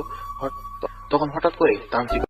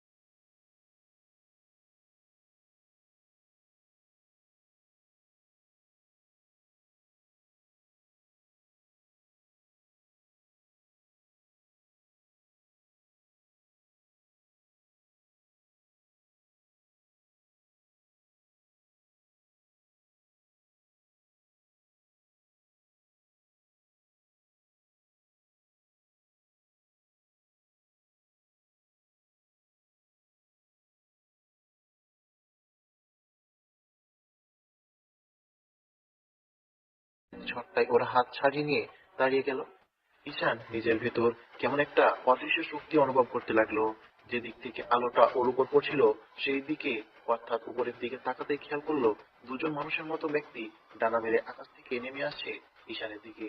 তারপর আকাশ থেকে নেমে আসা সেই মানুষগুলো এসে ঈশানের সামনে এসে নামলো। এর মধ্যে তান্ত্রিকের ওই অদ্ভুত রকমের দানবী রাক্ষসগুলো ঈশানের দিকে আসতে ঈশান একটা গলা ধরে একটা আছাড় মারতে সেটা 10-12 হাত গিয়ে দূরে পড়লো। ঈশান এবার ওর হাতের দিকে তাকিয়ে খেয়াল করলো কেমন যেন অদ্ভুত রকমের একটা শক্তি ও আজ করতে পারছে। এবার সব দানবগুলো একসাথে ঈশানের দিকে এগিয়ে আসতে গেলে তখন ঈশানের সামনে দাঁড়িয়ে থাকা ওই ব্যক্তির মধ্যে একজন বলল, ঈশান ভয় পেও না, ওরা তোমার কিছু করতে পারবে না। কথাটা বলতেই এবার তান্ত্রিকের সেই বিদ্যুৎ দানবের রাক্ষসগুলো যখন ওদের ঘিরে ধরতে যাবে, এর মাঝে আকাশ থেকে ওই দুজন ব্যক্তির মতো আরো কিছু মানুষের মতো প্রাণী ডানা মেলে নিচে নেমে আসলো। ঈশান কিছু বুঝতে পারছে না, তাই ওনাদেরকে উদ্দেশ্য করে বলতে লাগলো, আপনারা কারা আর আপনারা আকাশ থেকে নামলেন কি করে? আমরা তীব্রতার আব্বু আম্মু, তুমি ভয় পেও না, সব ঠিক হয়ে যাবে। এর মাঝেই তান্ত্রিক উঠে এসে ওর মন্ত্র আওড়াতে লাগলো। এবার ঈশান তান্ত্রিকের এমন কর্মকাণ্ডে অনেকটা রেগে তান্ত্রিকের কাছে গিয়ে ওর গলাটা চেপে ধরতে তান্ত্রিক অনেকটা উপরে উঠে গেল। ঈশান বুঝতে পারছে না ওর এত শক্তি কোথা থেকে এলো। ঈশান তান্ত্রিককে ওই অবস্থায় আছাড় মারলো। সাথে সাথে তান্ত্রিক 10-12 হাত দূরে গিয়ে পড়লো। ওই জায়গাটা পুরো যেন একটা রণক্ষেত্র হয়ে গেছে। আকাশ থেকে যে লোকগুলো নেমে এসেছিল তারা তান্ত্রিকের ওই রাক্ষসগুলোর সাথে লড়তে শুরু করেছে আর ওদেরকে নিমেষে শেষ করে দিয়েছে। তীব্রতার এই অবস্থার কথা ভেবে ঈশান বারবার তান্ত্রিককে আঘাত করে যাচ্ছে। এক পর্যায়ে ঈশান তান্ত্রিকের চুলের মুঠি ধরে টানতে টানতে হাড়ি কাঠে সামনে নিয়ে গিয়ে তারপর ওকে সেখানে আটকে দেয়। তারপর সেই তরবারিটা উঁচু করে ওর গলার উপর ধরে বলতে লাগলো, আমার তীব্রতার গায়ে তুই হাত দিস, আমার তীব্রতার সব শক্তিগুলো নিয়ে নিতে চেয়েছিলি তাই না, আজকে তোকে আমি মেরে ফেলবো। কথাটা বলেই ঈশান যখন তরবারিটা চালিয়ে দিতে যাবে তৎক্ষণাৎ তীব্রতার আবৃষে ঈশানের হাতটা ধরে ফেলে আর বলতে লাগলো, কেন তুমি কি করছো? ওকে মেরে ফেলে তীব্রতার সব শক্তি নষ্ট হয়ে যাবে, তখন তীব্রতা আর কোনো কাজ করতে পারবে না। ওকে মারার আগে তীব্রতার সব শক্তি ওর থেকে নিয়ে নিতে হবে। কথাটা বলতেই এবার ঈশান তীব্রতার দিকে তাকালো আর ওর আশেপাশে যারা ছিল অর্থাৎ আকাশ থেকে যে ব্যক্তিগুলো নেমে এসেছে তাদের দেখে ঈশান আর বুঝতে বাকি রইল না কোনো পরিগুলো কয়েক মিনিটের মধ্যেই তান্ত্রিকের সব রাক্ষসগুলোকে মেরে ফেলেছে। ঈশান তরবারিটা ফেলে দিয়ে দৌড়ে তীব্রতার কাছে গিয়ে ওর পাশে বসে পড়ে তারপর ওর মাথাটা কোলের উপর নিয়ে বলতে লাগলো, তীব্রতা এই পাগলি তাকাও আমার দিকে, তোমার কিচ্ছু হবে না, দেখো তোমার আব্বু আম্মু এসেছে, আমি বলছিলাম না তোমার কিছু হবে না, তাকাও আমার দিকে। তীব্রতার শরীরে আর কোনো শক্তি অবশিষ্ট নেই। ও কোনো রকমে ঈশানের দিকে মিটমিট করে তাকালো কিন্তু কোনো কথা বলতে পারছে না। ঈশান এবার তীব্রতাকে কোলে তুলে নিল। তারপর আবারও তান্ত্রিকের সামনে এসে ওকে নিয়ে দাঁড় করাতে তীব্রতার আব্বু এসে তান্ত্রিকের কপালে আবারও সে ঠিক একইভাবে তীব্রতার হাত রাখতে তান্ত্রিকের মধ্য থেকে যত শক্তি ছিল সব তীব্রতার শরীরে ফিরে গেল।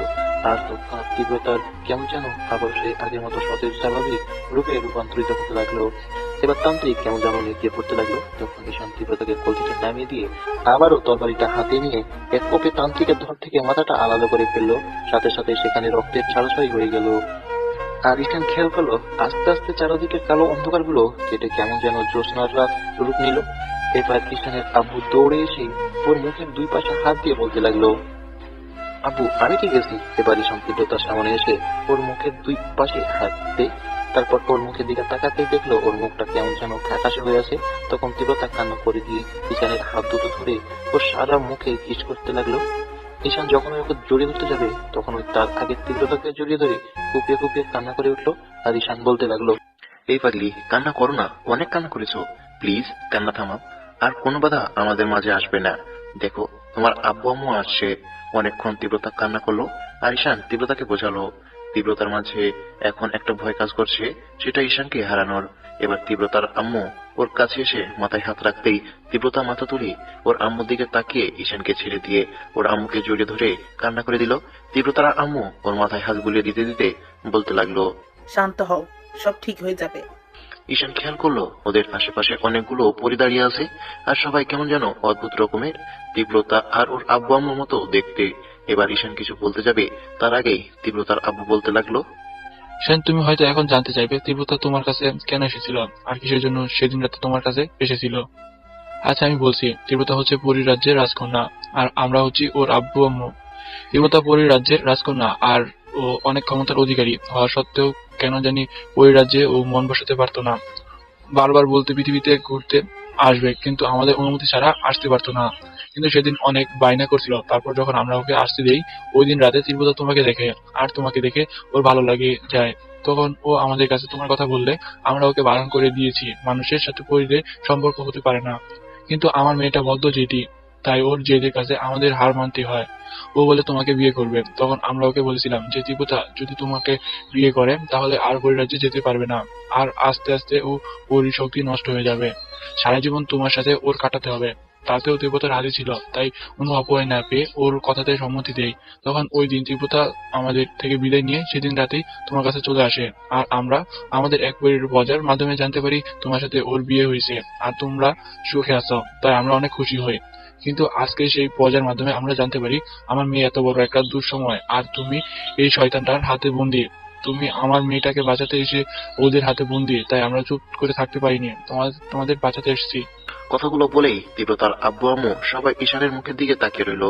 আর ঈশানের চোখ দিয়ে এখনো অনাবরত পানি পড়ছে, হয়তো তীব্রতাকে হারানোর ভয়ে। ঈশান কোনো কথা বলছে না দেখে এবার তীব্রতার আম্মু বলতে লাগলো, ঈশান, আমি বুঝতে পেরেছি তুমি হয়তো এসব জানার পর তীব্রতাকে আর কখনোই নিজের স্ত্রী হিসেবে মেনে নেবে না, ওকে হয়তো দূরে ঠেলে দেবে। তাই আমরা তীব্রতাকে নিতে এসেছি। তুমি যদি মনে করো যে তুমি ওর সাথে থাকবে না কিংবা একটা পরী তোমার বউ হতে পারে না, তাহলে আমরা ওকে নিয়ে যাব। কথাটা বলে এবার তীব্রতা ওর আম্মুকে ছেড়ে দিয়ে ফুপিয়ে ফুপিয়ে কান্না করে বলতে লাগলো, আম্মু আমি ঈশানকে ছাড়া থাকতে পারবো না, আমি ওকে অনেক বেশি ভালোবাসি। ঈশান তুমি বলো না কেন তুমি আমাকে ছাড়া থাকতে পারবে না, আমাকে ভালোবাসো, প্লিজ একটা বার বলো তুমি আমাকে ভালোবাসো, আমাকে ছাড়া থাকতে পারবে না। ঈশান কোনো কথা বলছিল না, ওর চোখ দিয়ে পানি পড়ছিল। এবার তীব্রতা বেশ ভয় পেয়ে গেল আর ভাবতে লাগলো ঈশান হয়তো এসব জানার পর ওকে আর কখনোই মেনে নিবে না। কথাগুলো ভেবে তীব্রতা ঈশানের মুখের দুই পাশে হাত দিয়ে বলতে লাগলো, ঈশান, হ্যাঁ ঈশান তুমি কথা বলছো না কেন, তুমি বলো না আব্বু আম্মুকে তুমি আমার সাথে থাকতে চাও, তুমি আমাকে ভালোবাসো, আমাকে ছেড়ে কখনো যাবে না, প্লিজ বলো। আমি তোমাকে ছাড়া থাকতে পারবো না, খুব কষ্ট হবে আমার, প্লিজ একটা বার বলো। দেখো আমি বিষয়টা তোমাকে বলতে চেয়েছিলাম, কিন্তু ভেবেছি তুমি যদি জানতে পারো তাহলে হয়তো কখনোই আমাকে নিজের স্ত্রী হিসেবে মেনে নিবে না, তাই তোমাকে ভয়ে বলতে পারিনি। প্লিজ একটা বার কথা বলো, ওদের বলো তুমি আমাকে ছাড়া থাকতে পারবে না, তাহলে আব্বু আম্মু আমাকে এখান থেকে নিয়ে যাবে আর কখনো পৃথিবীতে আসতে দেবে না, আমি আর তোমাকে দেখতে পাবো না, প্লিজ বলো, একটা বার বলো। তীব্রতা কথাগুলো বলে কান্না করে দিল। ঈশান এবার ওকে বিদ্যুতের গতিতে জড়িয়ে ধরলো। তীব্রতা ঈশানের বুকে মুখ গুজিয়ে দিয়ে কান্না করতে লাগলো আর ঈশান বলতে লাগলো, পাগলি আমি অনেক আগে জানতাম তুমি একটা পরী, কিন্তু তুমি যেহেতু বলো নাই তাই আমিও এটা কারোর সামনে আনতে চাইছিলাম না। তুমি ভাবলে কি করে যে মায়াবী পরীটাকে আমি এতটা ভালোবাসি তাকে দূরে ঠেলে দিব? আমি তোমাকে কখনো হারিয়ে যেতে দিব না। আব্বু আম্মু আমি তীব্রতাকে অনেক বেশি ভালোবাসি। আমি জানি না ওকে তোমাদের মতো ভালোবাসতে পেরেছি কিনা, কিন্তু তোমাদের পরে যদি কেউ ভালোবেসে থাকে তাহলে সেটা আমি। তোমরা প্লিজ ওকে আমার থেকে নিও না। এই পাগলিটা আমাকে বড্ড বেশি ভালোবাসে। কথাটা বলতেই ঈশানের আব্বু আর তীব্রতার আব্বু আম্মু একটা মিষ্টি হাসি দিল। তখন তীব্রতার আব্বু বলতে লাগলো, ঈশান, আমি জানতাম আমার মেয়েটাকে অনেক বেশি ভালোবাসো, তাই আমার বিশ্বাস ছিল সবকিছু জানার পরও তুমি ওকে মেনে নিবে। শুধু আজকে তোমাদের এই বিপদ দেখে আমরা এখানে আসছি। দোয়া করি তোমরা অনেক ভালো থাকো, আর তুমি তীব্রতাকে নিয়ে আমাদের পরিরাজ্যে যেও। আমাদের এখানে বেশিক্ষণ থাকাটা ঠিক হবে না। কথাটা বলেই তীব্রতার আব্বু আম্মু আর ওদের সাথে আসা বাদবাকি পরিগুলো ওদের দোয়া করে তারপর চলে গেল। আর তীব্রতা ওর আব্বু আম্মুকে হাতের ইশারায় বিদায় জানালো। এবার ঈশান তীব্রতার দিকে তাকালো, আর যখন ওকে কিছু বলতে যাবে তার আগে তীব্রতা কেমন যেন মাথা করে পড়ে যেতে লাগলো। তৎক্ষণাৎ ঈশান ওকে ধরে ফেললো আর বলতে লাগলো, তীব্রতা, এই পাগলি কি হয়েছে তোমার? প্লিজ কথা বলো। এই পাগলি, এরকম করো না, আমার কিন্তু খুব কষ্ট হবে। প্লিজ পাগলি, এরকম করো না। আব্বু এসে তীব্রতার মুখে হাত দিয়ে বলতে লাগলো, আব্বু, তীব্রতা মামুনির জ্ঞান হারিয়ে ফেলেছে, হয়তো অনেক অসুস্থ। আজকে ওর শরীরের উপর দিয়ে অনেক ধকল গেছে। তুমি ওকে নিয়ে চলো, এখনই ওকে হসপিটালে নিয়ে যেতে হবে। আব্বুর কথায় ঈশান তীব্রতাকে কোলে তুলে নেই আর দৌড়ে গাড়ির দিকে যেতে থাকে। কিছুক্ষণের মধ্যে ওরা গাড়ির সামনে চলে আসে। তখন ঈশান তীব্রতাকে নিয়ে পেছনের সিটে উঠে বসে পড়ে আর মাথাটা কোলের উপর নিয়ে ওর মুখের দুই পাশে হাত দিয়ে ওর সাথে কথা বলার চেষ্টা করে। আব্বু ড্রাইভিং সিটে উঠে তারপর গাড়িটা খুব দ্রুত ড্রাইভ করতে থাকে। ওর আধা ঘন্টার মধ্যে কাছের একটা হাসপাতালে চলে আসে। তারপর ঈশান তীব্রতাকে কোলে করে নিয়ে হাসপাতালে যেতেই ওকে একটা কেবিনে শিফট করে দেয়।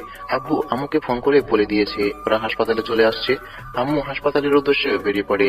সেদিন রাতে আর তীব্রতার জ্ঞান ফিরল না। ডক্টর কাউকে ওর কেবিনে যেতে দিল না। উনি জানালো তীব্রতার শরীরটা খুব দুর্বল। দিন সকালে ডক্টর ওকে ভালোভাবে চেক আপ করে তারপর বাইরে আসতে ঈশান ডাক্তারের কাছে গিয়ে দাঁড়ালো আর বলতে লাগলো, ডাক্তার, আমার ওয়াইফের কি অবস্থা, কেমন আছে ও এখন? ডাক্তারের কথা শুনে তীব্রতা কেবিনের দিকে যেতে গিয়ে ফিরে আসলো আর ডাক্তার এবার একটা মুচকি হাসি দিয়ে বলল। কথাটা বলতে ঈশানের চোখ দিয়ে পানি পড়তে লাগলো। তৎক্ষণাৎ ঈশান দৌড়ে তীব্রতার কেবিনে চলে গেল আর খেয়াল করলো তীব্রতা উঠে বসে আছে। ঈশান তীব্রতাকে দেখেই দৌড়ে গিয়ে ওকে জাপটে জড়িয়ে ধরলো। তীব্রতা ওকে দুই হাত দিয়ে জড়িয়ে ধরে। এই পাগল, তুমি কান্না করছো কেন? দেখো, আমার কিছুই হয়নি, আমি ঠিক আছি তো, প্লিজ কান্না করো না। ঈশান তীব্রতাকে নিজের বুকের সাথে জড়িয়ে ধরে কান্না করতে লাগলো। এর মাঝে আব্বু আর আম্মু কেবিনে আসলো। তীব্রতা লজ্জা পেয়ে ঈশানের বুকে মুখ লুকালো আর তখন আব্বু বলতে লাগলো, তীব্রতা মামুনি, তোমার বরটা তোমার এই অবস্থার জন্য কান্না করছে না, তুমি একদম ঠিক আছো। তুমি জানো কত বড় একটা খুশির খবর আজকে তুমি আমাদের দিয়েছো? আব্বুর কথা শুনে তীব্রতা একটু অবাক হয়, তারপর বলতে লাগলো, আপু, তুমি কি বলছো? আমি তো কিছুই বুঝতে পারছি না। আব্বু এবার একটা মুচকি হাসি দিয়ে বলল, মামুনি, আমরা দাদু হচ্ছি, আমাদের দাদু ভাই আসছে। কথাটা বলতেই লজ্জায় তীব্রতার মুখটা লাল হয়ে গেল। এবার ঈশান তীব্রতাকে ছেড়ে দিয়ে ওর পাশে দাঁড়িয়ে চোখ মুছতে লাগলো। এর মাঝে আম্মু এসে তীব্রতার হাতগুলো ধরে বলতে লাগলো, মামুনি, তুমি আমাকে মাফ করে দিও। আমি বুঝতে পারিনি তুমি আমার ছেলেটাকে এত ভালোবাসো। তৎক্ষণাৎ আমি ভয় পেয়ে গেছিলাম, আর আমি কিছু না জেনে তোমাকে এইরকম একটা বাজে পরিস্থিতির মুখে ফেলে দিলাম। আজকে সব আমার জন্যই হয়েছে, তুমি আমাকে মাফ করে দাও। ছি ছি আম্মু, তুমি এসব কি বলছো? তুমি তো আমার আম্মু, তুমি আমার কাছে কোনো দোষ করনি, তুমি তো বুঝতে পারোনি, তাই এমনটা হলো। আর আমারই উচিত ছিল তোমাদের সবটা বলা, কিন্তু কি করবো বলো, আমি ভয় পেয়ে গেছিলাম। ভেবেছিলাম তোমরা হয়তো আমাকে ভুল বুঝে দূরে সরিয়ে দেবে, তাই আর তোমাদের বলতে পারিনি। কিন্তু আমি ওসব কিছু মনে রাখিনি। প্লিজ আম্মু, তুমি আর এমন কথা বলো না। অনেকক্ষণ যাবৎ তীব্রতার সাথে সবাই কথা বললো। তারপর একটা পর্যায়ে ঈশান, তীব্রতা আর আব্বু আম্মু বাসায় চলে আসে। তো ঈশান ঠিক করেছে ওর পাগলিটাকে ছাড়া আর অফিসে যাবে না। ঈশানের এমন কাণ্ড দেখে তীব্রতা বলল, এই, তুমি অফিসে যাবে না? এইভাবে শুয়ে আছো কেন? তুমি পাগল নাকি? তোমার মাথা খারাপ? তোমাকে এই অবস্থায় রেখে আমি অফিসে যাব? মানে কি আবার বুঝিয়ে বলতে হয়? তুমি কয়েকদিন পর আম্মু হবে, আর আমার বউটাকে আমি এই অবস্থায় রেখে অফিসে যাব? থাকতে পারবো আমি অফিসে? আমি আব্বুকে বলে দিয়েছি এই 9টা মাস আমি আমার পাগলিটাকে ছাড়া কোথাও যাব না। কথাটা বলে ঈশান বিছানা ছেড়ে উঠে গিয়ে তীব্রতাকে পিছন থেকে জড়িয়ে ধরে ওর থুতনি তীব্রতার কাঁধের উপর রাখতে তীব্রতা ঈশানের হাতের উপর দুই হাত রেখে বলতে লাগলো, তুমি তো বড্ড পাগল। সবে মাত্রই শুনেছো তুমি আব্বু হবে, আর এখনই অফিস বাদ দিয়ে দিবে? এরকম পাগলামি কেউ করে? কে করে না করে সেটা আমি জানি না, কিন্তু আমার পাগলিটার জন্য আমি করি, কারণ আমি আমার পাগলিটাকে বড্ড বেশি ভালোবাসি। ঈশান কথাটা বলতে তীব্রতা ঈশানকে ছাড়িয়ে নিয়ে এবার ওর দিকে ঘোরাতে ঈশান তীব্রতার কোমর জড়িয়ে ধরে বলতে লাগলো, আমি জানি তো আমার পাগলটা আমাকে কতটা ভালোবাসে। তীব্রতা অনেক বলল ঈশানকে অফিসে যাওয়ার জন্য, কিন্তু ঈশান ওর পাগলিটাকে ছাড়া কিছুতেই যাবে না। তো রাতে খাওয়া দাওয়া করে তীব্রতা ঈশানের বুকে মাথা রেখে শুয়ে আছে, আর ঈশান ওর মাথায় হাত বুলিয়ে দিচ্ছে। তখন তীব্রতা বলতে লাগলো, আচ্ছা শোনো না, আমাদের কি বেবি হবে বলো তো? সেটা তো বলতে পারবো না, কিন্তু আমি চাই আমাদের একটা মেয়ে হোক। আর সেটা যদি না হয়, আল্লাহ যেটা দিবে সেটাতেই আমি খুশি, কিন্তু আমি খুব করে চাই মেয়ে। কেন কেন তুমি মেয়ে চাও কেন? কারণ মেয়ে হলো তোমার মতো একদম একটা পিচ্চি পরি হবে। কিন্তু আমার তো ছেলে পছন্দ, ঠিক তোমার মতো একটা তৃষান চাই আমার। ওকে বাবা, আল্লাহ যেটা দেবে সেটাই আমরা খুশি, কেমন? আচ্ছা ঠিক আছে। ঈশান, ঈশান শোনো না, হ্যাঁ বলো পাগলি। আমি তো ভেবে রেখেছি আমাদের যদি ছেলে হয় তাহলে নাম রাখবো তৃষান, আর মেয়ে হলে কি নাম রাখবো বলো তো? আমি সেটা ভেবে রেখেছি, মেয়ে হলে নীলা নাম রাখবো। কেন কেন নীলা কেন? কারণ রুদ্র নীলের নীলা নামটা খুব পরে পছন্দ, আর গল্পটা ওই আমাকে লিখতে বলেছে। তো 5 বছর পরের ঘটনা। ঈশান রুমে বসে আছে, এর মাঝে তীব্রতা রুমে ঢুকতে ঢুকতে বলতে লাগলো, নীলা, নীলা মামনি কোথায় তুমি? নিশ্চয়ই আপুর পিছনে লুকিয়ে আছো, তাই তো? কেন আমার পিচ্চি পরিটা আবার কি করেছে যে লুকাবে? তোমার মেয়ে আর কি করবে? তোমার ফ্রেন্ড আকাশের ছেলেকে প্রপোজ করেছে, যেমন বাবা তার তেমনি মেয়ে। সব তোমার জন্য হয়েছে। আমার জন্য মানে? আমি কি জানি না ভেবেছো? সেদিন রাতে তুমি তো আমার বুকের উপরে এসে শুয়েছিলে, এটা কি আমি বুঝতে পারিনি মনে করেছো? ঈশান কথাটা বলতেই তীব্রতা লজ্জায় মাথা নামিয়ে নিল। এর মাঝে ওদের মনে পড়লো নীলা রুমে নেই। তখন তীব্রতা বলতে লাগলো, এই নীলা মামনি কোথায় তুমি? এই তুমি নীলাকে দেখেছো? কই না তো, নীলা তো আমার কাছে ছিল, কোথায় গেল তাহলে? কথাগুলো বলেই এবার দুজনে নীলাকে খুঁজতে লাগলো। সারা বাড়িতে যখন খুঁজে না পেলো, তখন ওরা দুজনে ছাদে গিয়ে আকাশের দিকে তাকাতে খেয়াল করলো নীলা ওর নানা নানুর সাথে আকাশে ভেসে বেড়াচ্ছে আর খেলা করছে। এটা দেখে তীব্রতা আর ঈশান পাশাপাশি এসে দাঁড়ালো। তখন তীব্রতা ঈশানের একটা হাত জড়িয়ে ধরে একটা মুচকি হাসি দিয়ে ওর কাঁধে মাথা রাখে। তখন ঈশান একটা মুচকি হাসি দিল। আর গল্পটা কেমন হয়েছে অবশ্যই কমেন্ট করে জানাবেন। আর হ্যাঁ, চ্যানেলটি সাবস্ক্রাইব করতে ভুলবেন না।